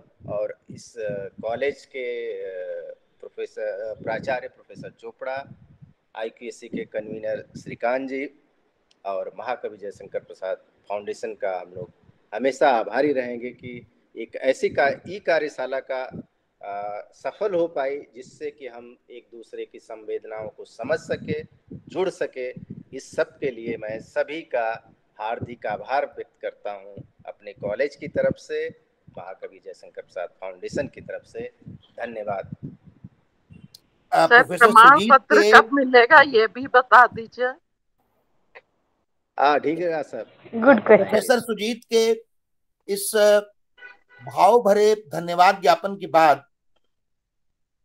बस 2 पंक्तियां और आप शुभ रात्रि, और फिर इस तरह के कार्यक्रम हम लोग करते रहें। क्या दुआ दूं ऐ साथियों अब इस दुआ के बाद, क्या दुआ दूं ऐ साथियों अब इस दुआ के बाद, बस यही दुआ है साथियों, बस यही दुआ है साथियों, कि आप किसी दुआ के मोहताज ना हो। बहुत बहुत धन्यवाद। नहीं डॉक्टर साहब, किसी ने कुछ सवाल पूछा कि ई सर्टिफिकेट वगैरह, तो उसमें बता दीजिए कि टाइम लगेगा, मिल जाए, जिन्होंने रजिस्ट्रेशन कराया है मिल जाएगा। इसलिए मुझे नहीं लगता है कि आपको इतना चिंतित होने की ज़रूरत है। जो हमने प्रॉमिस किया है, जो संस्था ने जो कमिटमेंट किया है, जो हमने किया, वो ज़रूर आपको उपलब्ध होगा। इसलिए अंत में डॉक्टर साहब की बिल्कुल, तरह ये सर्टिफिकेट ऐसा है कि ये आप बिल्कुल। डॉक्टर साहब और दूसरा एक बात और प्रोफेसर सुजीत सर, एक चीज का मैं उल्लेख करना चाह रहा हूँ, जो भी ये सवाल पूछे हैं, जो अटेंडेंस का लिंक है उसमें जो है ऑटोमेटिकली। मेरे बात कर लीजिएगा। ओके ओके, हाँ बोलिए डॉक्टर पूर्ण बोलिए। नहीं डॉक्टर साहब, बस भाई एक, चूंकि आपने कहा तो मुझे भी एक फिराक। डॉक्टर पूर्ण तो लगातार कह रहे थे कि 170 तक की उपस्थिति भी हुई है और लगातार मतलब हम लोग 100 से ऊपर रहे हैं, लेकिन उसमें ये सजग रहे हैं, हमारी रश्मि जी और पूरन जी विशेष सजग रहे हैं, इनके पास रिकॉर्ड है और हमारे ये साथी इस कार्यभार को जो है वो संभालेंगे और मैं समझता हूँ सबके साथ न्याय करेंगे जो भी हमारे विद्यार्थी जुड़े हैं। डॉक्टर साहब बस चूंकि डॉक्टर साहब इस तरह से कुछ सेट कर देते हैं तो उस पर एक फिराक गोरखपुरी का एक शेर है, मुझे याद आ गया। बोलिए। बाकी उसके बाद आप बता दीजिएगा। है वो शेर है कि ए माना जिंदगी है, ए माना जिंदगी है 4 दिन की, ये माना जिंदगी है 4 दिन की, बहुत होते हैं यारो 4 दिन भी, बहुत होते हैं यारो 4 दिन भी। तो हमारी ई कार्यशाला उसी की थी कि भाई इतना ही कम समय में इतने कुछ कर लिया, इसके लिए सही मायने में कि परिकल्पना जो है और ये सब। डॉक्टर साहब, तो आप डॉक्टर साहब अपनी बात को रखते हुए विराम दीजिए ई कार्यशाला को। अब बस मैं अब इसके साथ ही सभी को सर एक बोलिए रश्मि। रक्षा जी आप कुछ कहना चाह रही हैं, आप कृपया बोलिए। रक्षा जी आप कुछ बोलना चाह रही हैं ना, बोलिए एक बार। हाँ जी, सभी को नमस्ते। मैं सिर्फ और सिर्फ धन्यवाद कहना चाहती हूँ। हालांकि मैं कुछ नहीं बोलना चाहती थी, लेकिन मुझे लगा कि अगर आज नहीं बोली तो फिर मैं कभी नहीं बोल पाऊंगी शायद से, और थोड़ा भावुक हो रही हूँ। मतलब अगर आप सब साथ ना देते तो मतलब मैं बहुत टूट जाती, क्योंकि बहुत ही मतलब गहराई से पहली दफा इस तरह की कोशिश की थी। और मुझे किसी का नाम नहीं याद आ रहा, सबको बहुत बहुत धन्यवाद। क्योंकि जैसे होता है ना, एक बीज लगाया और उसको फलते फूलते देख रही हूँ तो मुझे बहुत अच्छा लग रहा है। और बस सभी का धन्यवाद, दिल से धन्यवाद। शायद धन्यवाद बहुत छोटा शब्द है, बस और कुछ ज्यादा नहीं बोल पाऊंगा। हम आपके भाव को समझ रहे हैं। हम आपका भी बहुत धन्यवाद, आपने बीज डाला तभी कुछ हुआ आगे, आपका बहुत धन्यवाद। हम सब की तरफ से आपका भी आभार। उस बीज को हमने संजोए रखा है, ऐसी बात नहीं है। उस बीज को हमने हमेशा इसलिए रक्षा का आभार हमेशा व्यक्त किया, हर दिन 5 दिन उससे रक्षा के जो है परिकल्पना। आपको बहुत बहुत आभार। और कोई बात को रखना चाह रहा है, कोई और साथी कोई बात रखना चाह रहा हूँ? मैं केवल ये उल्लेख कर रहा था जी कुछ कहना चाह रहे हैं डॉक्टर पूर्ण? मैं ये कहना चाह रहा था कि जो सर्टिफिकेट वगैरह के लिए पूछा है किसी ने, जी तो अटेंडेंस लिंक के साथ ही उनका जो है ईमेल आईडी ऑटोमेटिकली आ गया है। तो जब भी वो प्रक्रिया के तहत तैयार होंगे सर्टिफिकेट, उनको जो है मेल के द्वारा भेज दिए जाएंगे। जी ठीक है, मैं समझता हूँ। और किसी के मन में अगर इस कार्यक्रम से जुड़ी कोई प्रश्न कोई है तो कर लीजिए, और नहीं तो तभी हमारे फोन सभी के पास हैं और आप चाहें तो किससे भी बात कर लें। और सारांश समग्र हाथ उठाइए, कुछ बोलना है बताइए। सारांश जी कुछ माइक अनम्यूट कीजिए, अनम्यूट कर लीजिए मैडम। पहले मैडम अनम्यूट कर लीजिए, पहले मैडम अनम्यूट कर लीजिए। सारांश समग्र मैडम अनम्यूट करें। सर, उपस्थित विद्वजनों को मैं सभी को प्रणाम कहना चाहूंगी, और बतौर विद्यार्थी, एक हिंदी की विद्यार्थी होने के नाते मैं बहुत गर्व से ये बात स्वीकार करती हूँ कि ये पूरी कार्यशाला हम लोगों के लिए बहुत ही सारगर्भित रही है, ज्ञानवर्धक रही है। और एक छोटा सा आग्रह मैं विभाग से करना चाहूंगी कि इस तरह के तकनीकी मंच पर जो ये कार्यशाला आयोजित की गई है, कल को अगर ये ऑफलाइन मोड पर भी अगर करवाई जाए तो ये संदेश हम सभी तक जरूर भेजा जाए सर। हम लोग जरूर आना चाहेंगे बतौर विद्यार्थी भी सर। और सभी को बहुत बहुत आभार, विभागाध्यक्ष को बहुत बहुत धन्यवाद इस तरह की ई गोष्ठी में, इस तरह के ई मंच पर हम सभी को उपस्थित दर्ज करवाने का जो आपने मौका दिया है। धन्यवाद सर। श्रीकांत जी बोलिए। श्रीकांत जी कुछ कहना चाह रहे हैं? नहीं, मैं दो बात कहना चाहूँगा। सारांश जी का ये एक सुझाव था और मैं कॉलेज की तरफ से कम आपको ये आश्वस्त करना चाहूँगा कि जब भी हमारा विभाग, जब भी का मतलब कि यह पुनरावृत्ति होगी, यह पहला है, आखिरी नहीं है। और इस तरह के कार्यक्रम जो हमारे विभाग, हिंदी विभाग के सहकर्मी करेंगे, क्योंकि आप सबका ईमेल आईडी आ गया है, आप सब लोग सादर आमंत्रित रहेंगे। आप सब लोग सादर आमंत्रित। विदुष बेटन यूट्यूब चैनल पर इसकी रिकॉर्डिंग भी उपलब्ध है। आप जो भी हमारे साथी चाहें, आप आगे भी जो आपके साथी नहीं जुड़ पाए हैं वो उससे लाभ उठा सकते हैं। बहुत बहुत आभार मेरी व्यक्तिगत मेरी तरफ से भी। और इन्हीं शब्दों के साथ शुभ रात्रि। सब एक आध शेर तो और कुछ सुना दीजिए अब चलते चलते। सही है। ये तीनों वीडियो का लिंक इस समय चैट बॉक्स में है, आप 3 वीडियोस में देख सकते हैं। आज का भी कल सुबह तक अपलोड हो जाएगा इसी चैनल पे। अब आप रिकॉर्डिंग, रस्मी रिकॉर्डिंग बंद कर दीजिए अब आप। तो फिर वो एक बार लीजिए, मैं यहाँ पर बस यहाँ से ये 4 पंक्तियां कहता हुआ आज की हम सभा का विसर्जन करेंगे। और क्योंकि साहित्य इसी का नाम है जो मैं 4 पंक्तियां बोल रहा हूँ। सर्जन करेंगे सभा का। नहीं, मतलब ये भी समापन भी सृजन के साथ हो भाई सुजीत। दर्द को ढालते हैं नगमों में, दर्द को ढालते हैं नगमों में, सोच को साज में ढाल देते हैं। जो रचनाकार होते हैं, दर्द को ढालते हैं नगमों में, सोच को साज में ढालते हैं। दाद दे हमें ए गमे दुनिया, दाद दे हमें ए गमे दुनिया, जख्म खाकर भी फूल दिया करते हैं, जख्म खाकर भी फूल दिया करते हैं। इन्हीं शब्दों के साथ विदाई, शुभ रात्रि। हम लोग मिलेंगे इसके बाद जब भी विभाग चाहेगा इस तरह के कार्यक्रम में, और यूं तो हम सब मिलते ही रहेंगे। और विशेष रूप से आप विभाग का और अपने साथी, क्योंकि मेरे साथी भी है श्रीकांत जी, इसलिए प्राय मैं उनसे औपचारिक होकर बात करता हूँ, तो वो मेरे सामने उपस्थित है, उनका भी आभार। और वो आए और डॉक्टर चोपड़ा नहीं जुड़ पाए, लेकिन उन्होंने अपनी अनुपस्थिति का एहसास हम लोगों को कराया, वो उपस्थित हो गए। तो आप सभी को ढेर सारी शुभकामनाएं और शुभ रात्रि। आगे मिलते हैं। बहुत बहुत आभार। नमस्कार सभी को। नमस्कार। सब लोगों को मैं बहुत मिस करूंगा। धन्यवाद सर। ठीक है सर, नमस्कार। धन्यवाद मैम। धन्यवाद, शुक्रिया। आप लोगों को मैं बहुत मिस करूंगा, बहुत ही ज्यादा। ये 5 दिन ऐतिहासिक रहा है कार्यक्रम में, लगातार मैं जुड़ा हूँ। मैं बिहार से हूँ। तब से लगातार आप हमें। नहीं, आप सभी को बहुत बहुत धन्यवाद, हार्दिक आभार।